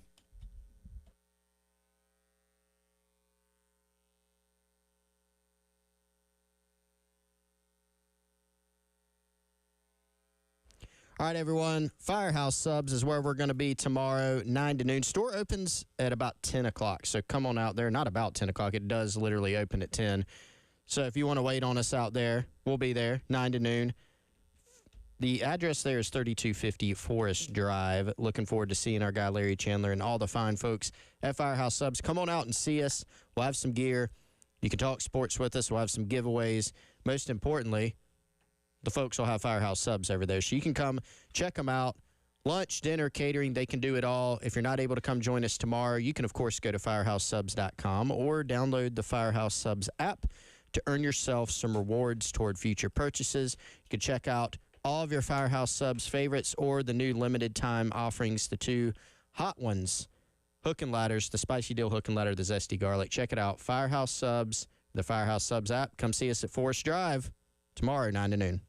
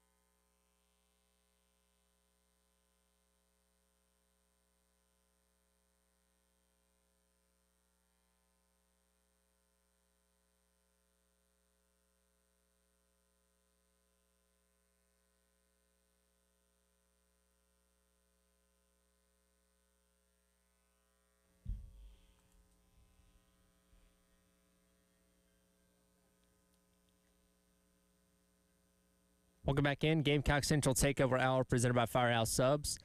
Tyler West Chris along with you on your Tuesday.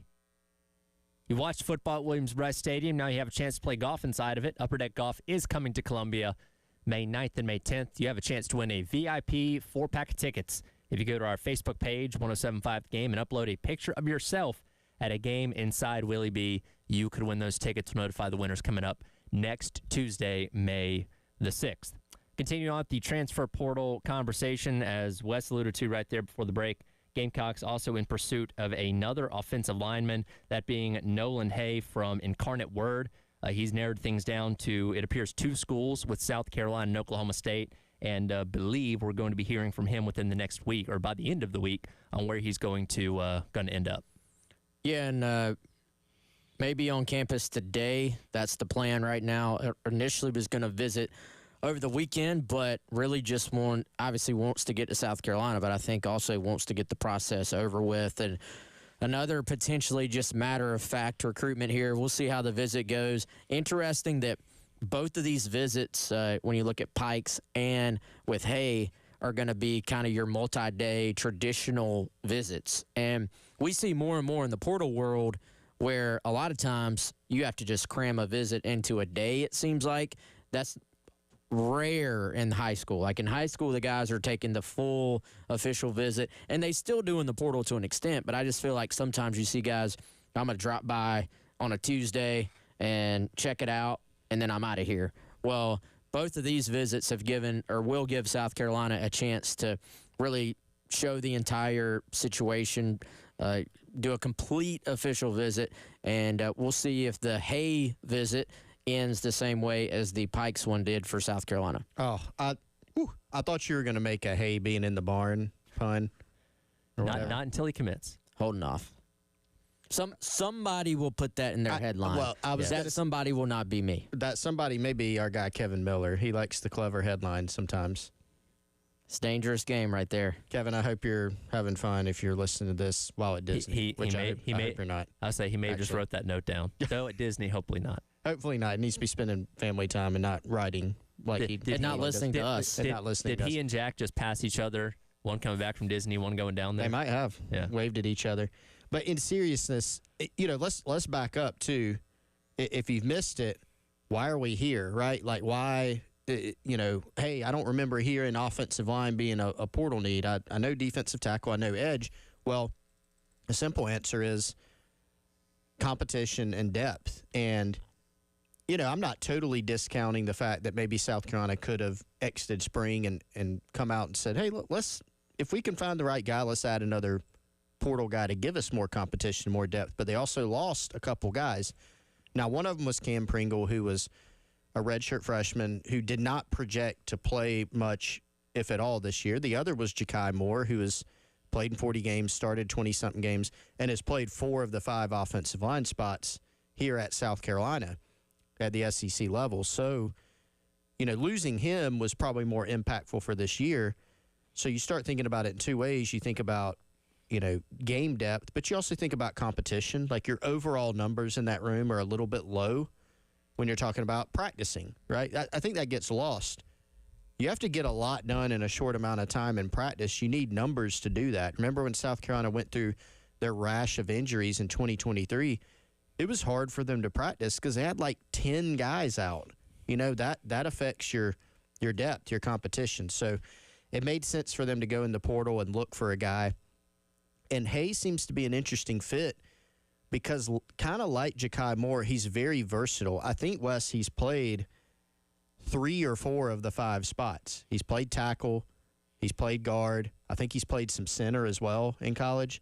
So he's played multiple spots and has a good bit of experience, over 2,000 snaps in his career. Yes, playing at a lower level at Incarnate Word, a school that also produced the number 1 NFL draft pick in Cam Ward before he transferred. So they can have guys, too, at that level. Well, I'm fascinated by offensive linemen because every year in the draft you'll see an offensive lineman who was like a tight end in high school or something and went to some small school and then just put on 100 pounds and ends up being a draft pick. And I think we're seeing more and more of these guys who would have been, hey, this guy got drafted from Incarnate Word. And then it's, well, this guy got drafted from South Carolina. This guy got drafted from Tennessee. They transferred in from Incarnate Word. And we're seeing more and more of these guys say, you know what, I'm going to go prove what I can do at this level and then try to raise my draft stock. And this is, if this ends up working out, this is going to be a very fascinating story because you have a player here who played in Texas. We're talking about one of the meccas of high school football, played in Katy, Texas, and went to, I was sitting there, so he didn't start his career at Incarnate Word. I'm looking at his Incarnate Word bio, and it says 2022, 2023, he played at HCU. Houston Christian. Well, I apparently you forgot that you were talking to am not as smart encyclopedia as Tyler, because I'm going, what is it? HCU? Formerly Houston Baptist, now Houston Christian. Did you really know that? Yeah. You knew it switched from Baptist to Christian. Yeah, it was a year or two ago. That's impressive. Yeah. I think. I don't know what the reason for the switch was, but they're pretty similar overall. yeah. I have heard of Houston Baptist. Yeah, I don't think I had ever. They're now Houston Christian. For the Dallas Baptists, they're good at baseball. Yeah, maybe I haven't heard of Houston. Is that the one? DBU. Yeah. Dallas Baptist. Yeah, they're Dallas good at baseball. Baptist, good They're at in the baseball. tournament like all the time. Yeah. But different school than Houston Baptist. Houston Christian now. Yeah, so I haven't heard of Houston Baptist. I had only heard of. Yeah, Dallas Baptist. Yeah. Anyway. So I'm going, unlike Tyler, who knows everything, Yeah. I'm like, where and what is HCU? So my man has worked his way up. HCU for a couple of years, Incarnate Word for a year, and now either SEC or Big 12 for a year is what it's going to be. But dude had 70 pancake blocks as a senior in high school. So I don't know what the holdup was. I don't know if he was smaller at the time or why he ended up at a smaller school. But this is the world we're in now, man. We've seen it time and time again. Smaller school guys absolutely can have success at this level. And this is someone who brings in some of that versatility like Chris was talking about. And I'll be fascinated to see if they can land him because it's an interesting situation on the O-line for an older player. You know what I'm saying? Yeah. With Pikes, we just talked about it. It was, hey, man, come in. You can be in the rotation this year, but you're working towards something. With Hay, he's going to want to come in and play, right? So I think a big part of this weekend is, will he leave feeling like, hey, I can step in and beat one of these guys out at one of these 5 spots? Sure.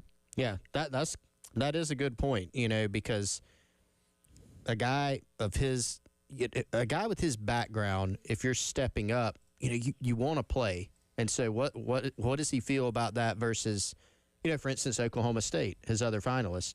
He may even look at it and say, I'm not saying this will happen, but it's theoretical, hypothetical.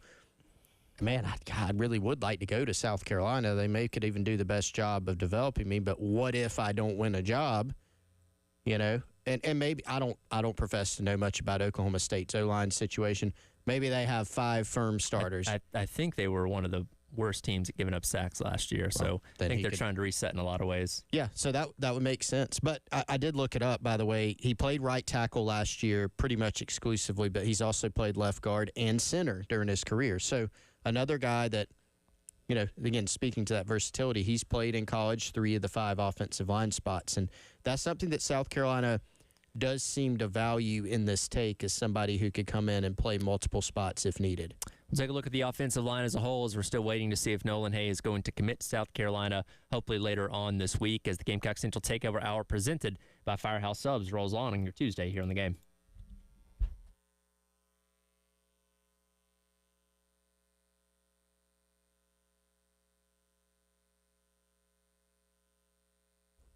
All right, our friends over at Integrated Media can help you out with any issues that you may be having at your home with your Wi-Fi. If you had problems with your Wi-Fi, you're not alone. I know a while back, Wes told me he was having problems.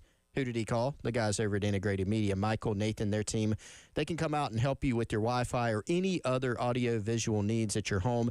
803-948-8327. They will give you a free in-home consultation. A lot of times, Your Wi-Fi problems may be caused by an old router or an aging Wi-Fi network, or maybe your service provider isn't up to the standards that you need for 2025.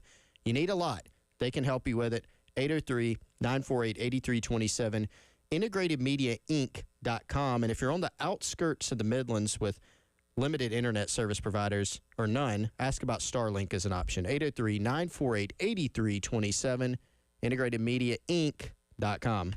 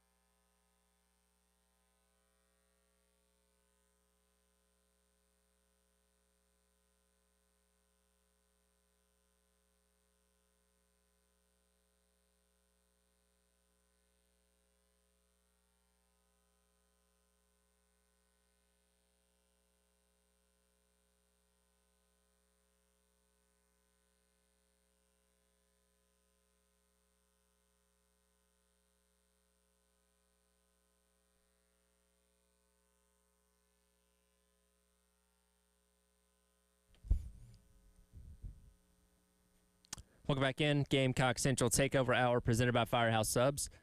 Tyler West Chris along with you on your Tuesday. Appreciate everybody checking us out on the Game TV, powered by Integrated Media and sponsored by our friends over at Shepherd's Glass. You can also listen to us on the 107.5 Game app.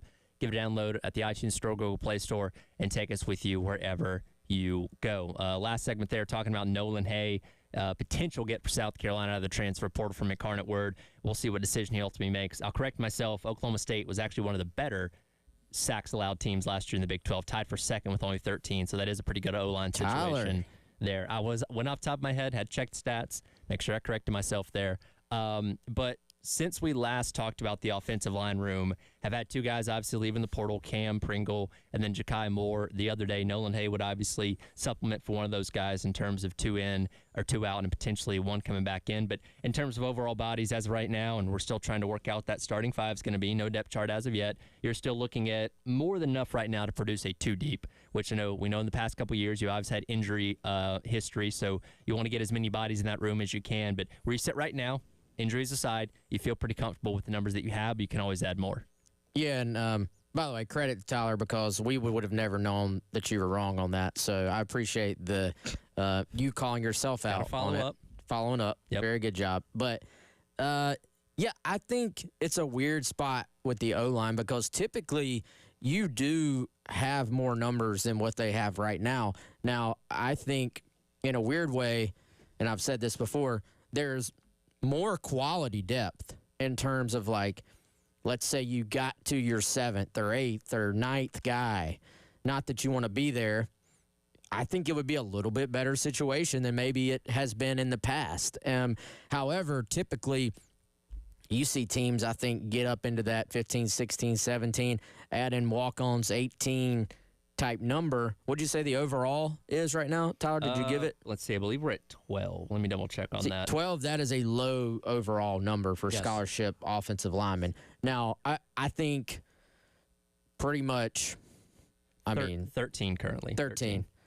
Most of that 13 are guys that I think have a chance to ultimately be good players at South Carolina. I think there's very little dead weight in that 13. But overall numbers-wise, you do want to have a couple more guys, and that's why, I really thought, and I get why Ja'Kai left, but I think Ja'Kai would have been a really nice luxury veteran for you to keep in that group.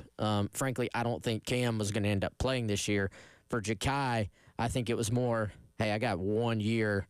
Let me go somewhere I can definitely start, as opposed to just maybe being a rotational. The O-line, there's not even really rotational players, right? Like, if things are going well on the O-line and you're not among the 5, you're not playing. So I can certainly see why Ja'Kai would roll out of here. Well, and a little context, last year I just counted it up. They had 14 scholarship guys during the season. So you're a little short. Now, I mean, you think about it, A.J. Parks, who was one of those guys who's since transferred, he was injured for much of the year, so you didn't have him available. You had some walk-ons, in the mix who could be practice players for you. Don't think it would have gotten to the point of one of those guys going in a game last season. And then you had a couple true freshmen like Blake Franks, Cam Pringle. But still, for practice purposes and for numbers, you had 14. So you probably like to be 14, 15 in an ideal world, and then, of course, stay healthy, which is always the baseline when you're talking about offensive line especially. Yeah, absolutely. And again, we'll see what happens with Nolan Hay coming on a little bit later on in the week. Quickly, since we already have the addition of Troy Pikes coming in from Georgia Southern, kind of looking at the defensive line room, which, again, we already knew was going to have a lot of turnover from a season ago, where now you're adding, let me do the quick math here, got 8 bodies there in the middle of that defensive line that you're going to have, with a lot of guys with experience like Pikes joining Nick Barrett and Michael Goodwine. Again, we'll see what happens with Xavier Hardy. Haven't heard a lot out of Devontae Miles through spring practice a whole lot. Brownlow Dinley obviously turned some heads, and you have the freshmen in Williams and Ingram coming in as well. So, again, it's not necessarily only about the bodies there. It's about the guys that can rotate in, and we'll see how that divvies up with the defensive line as well. Yeah, for sure. And real quick, to put a bow on O-line, I thought one of the biggest storylines of or developments of the spring was how much Boaz came on. So I think that's worth mentioning there. Boaz Stanley really pushing for that center spot and did a lot there to, I don't want to say lock it up, but put himself in a position to be the guy at center. D-line, I think there's some positive developments there. None more so than Brownlow Dindy kind of just turning heads, like Tyler said, and coming on. And this was someone you were hoping, if you're Carolina, that the change of scenery, a new coach, a new fit, a new opportunity would go a long way. And so I think by all indications, he really has pushed for, a starting spot, and then we'll see maybe what goes on beside him. But I think it is still a huge offseason for a Xavier Hardy, for Devontae Miles. And I think you got to the point you feel okay about kind of that three when you're talking about Monkel Goodwine, Nick Barrett, and Gabe Brownlow Dindy. What happens after that? Can Hardy take that step already? Can Devontae Miles take that step? Can Brownlow Dindy keep coming along for you to where you feel better than okay about that trio? What is the upside for Goodwine? I mean, it sounds like Goodwine had a really good spring. But what is his ultimate upside, though? And so I think there's still – I feel a little better about that spot than I probably did entering spring. But, Chris, I think still questions there. Well, one of the things that we talked about going into the spring, we talked about several things at that position, but can Brownlow Dindy be what you thought he could be out of the portal, and that is he showing signs of progress? And I think he is. Is Goodwine and Nick Barrett, even though he's an older player, are they ready to make that jump? And I think they both progressed. One of the other questions we asked was, because Devontae Miles was kind of a pleasant surprise, frankly, with how much he progressed. Can that continue? But we asked the question, hey, what would it look like if Zay Hardy could come in and just immediately be a big impact guy? I don't think that happened yet. I'm not painting that in a negative light because he's still got time. And he doesn't, you can't expect a guy to be that good immediately, but would it change the equation if he could be? Yes. So there's still some time. What will he look like during the summer, the preseason? I think him continuing to come along, Miles, and then the other guys just making those natural progressions. If they can make like an outsized progression, then this room could end up looking, better than it did coming into the spring for sure. We'll take a wholesale look at what South Carolina has lost in the transfer portal over the two cycles so far now that the spring window has closed. As we wrap up the hour, Gamecock Central Takeover Hour presented by Firehouse Subs on your Tuesday on the Game.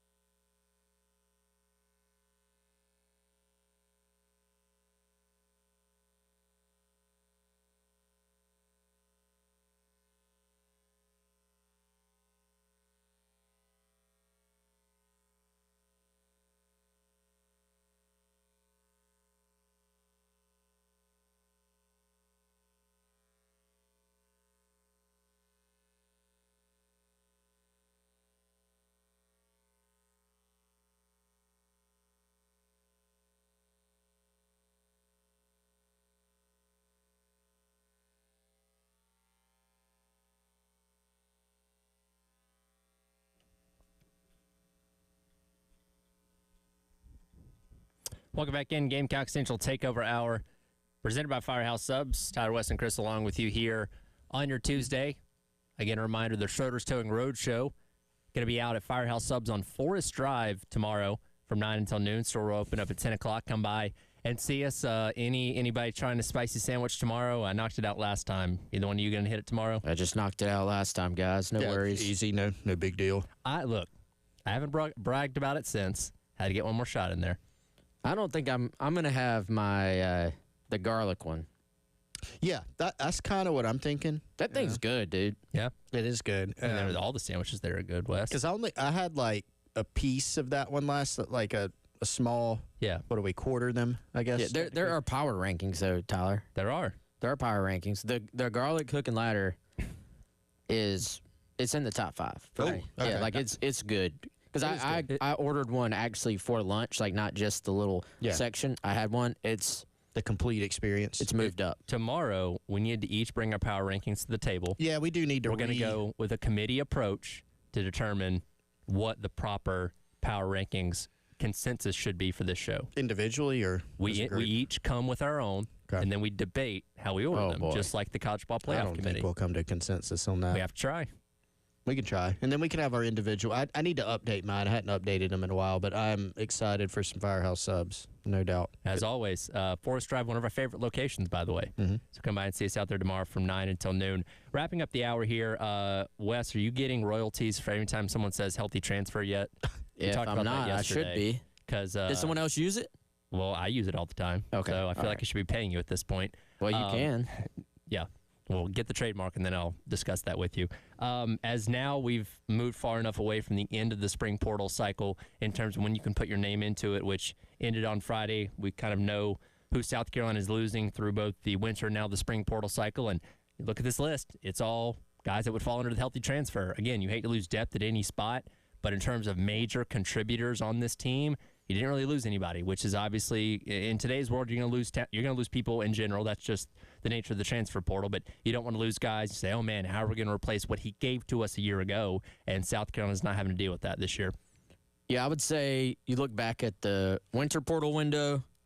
And I think I wrote an article saying, hey, South Carolina won this window, and you're talking about retention. I would say the same this time. And there was a guy or two, frankly, we were tracking saying, hey, is this something that could happen in terms of somebody leaving? And it did not end up happening. For the most part, I would say these are all pretty healthy transfers. I still think you would like to have maybe kept Ja'Kai. And the Porter brothers, I'm about to say the Porter brothers, kind of a low-key, not significant loss, but in terms of the two deep, but two guys I think that would have helped you quite a bit on special teams. South Carolina obviously always liked both the guys. You heard just when Beamer would bring them up, there was quite a bit of respect for the job both Ronnie and Rondo have done coming in. And, Ronnie being a former walk-on guy who went on scholarship, right? I believe he was on scholarship.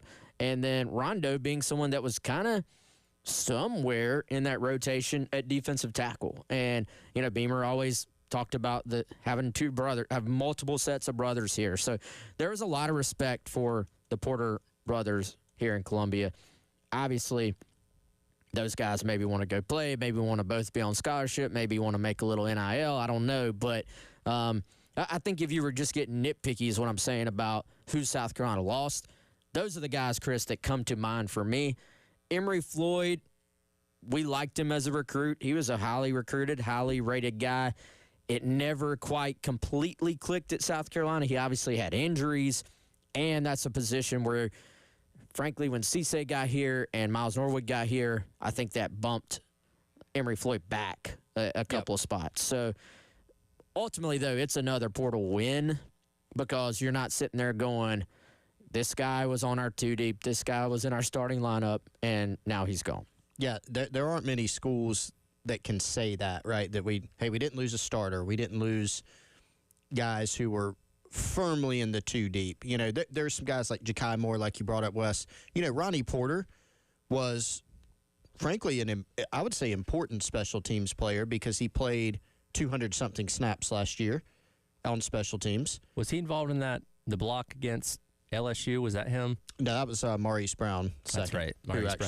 Who blocked that. Ronnie was involved in something on special teams last year that was significant. I just can't remember what it was. Yeah, I'm surprised you can't remember. Yeah. You have a near photographic memory. Didn't our guy Rondo smash a quarterback late He did. one of those blowout games? He did.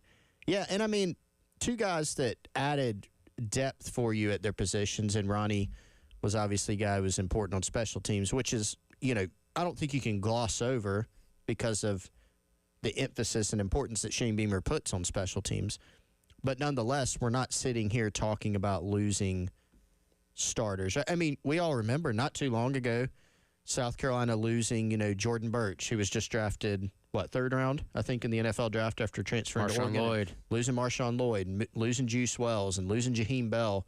And look, those things in the future, there will probably be a South Carolina starter that transfers. Like, just law of averages, it'll probably happen.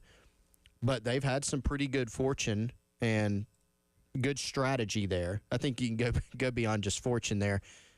Like, they have done a good job of retaining players, and it takes a lot to do that. It's not an easy thing. Well, I think that speaks to not only what you're doing in terms of development and all that kind of stuff with the guys that are here and already contributing, but from an NIL standpoint as well, because we know it's a very transaction-based world of a transfer portal now where guys can go and seek more money playing in other places, and you haven't really had problems with your high-level producers saying, you know what, I was good here, but I want to go somewhere else and make more money. And again, that could change next year or the years to come, but for this year at least, you consider that a win. Well, the frustrating thing I think about the guys Carolina did lose a few years ago is you were going, okay, Jordan Birch has entered the transfer portal, and they were going, all right, what are the transfer portal needs for South Carolina? Oh, wow, they need an edge rusher. And you were going, Marshawn Lloyd has entered the portal. What are their portal needs? Well, they need a running back.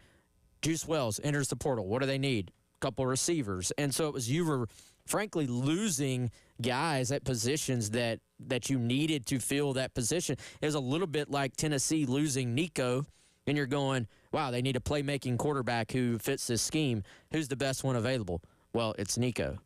We're overthinking things. Some of these guys have overthought things, I think.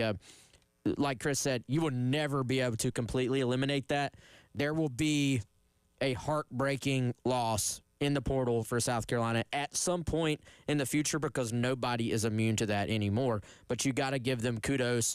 Both, I think, is multifaceted. Yes, the NIL support, but also I think it comes from the most overused word, but it's still valid. Culture, guys wanting to be there, and frankly, winning. Yep. Having the season you had last year and people saying, hey, they got Lenoris back, we got Dylan back, let's keep this thing moving. Certainly helps. That'll do it for the Tuesday edition of the Gamecock Central Takeover Hour presented by Firehouse Subs. Shirts Towing Road Show at Firehouse Subs on Forest Drive tomorrow, 9 to noon. Come by and see us here on the game.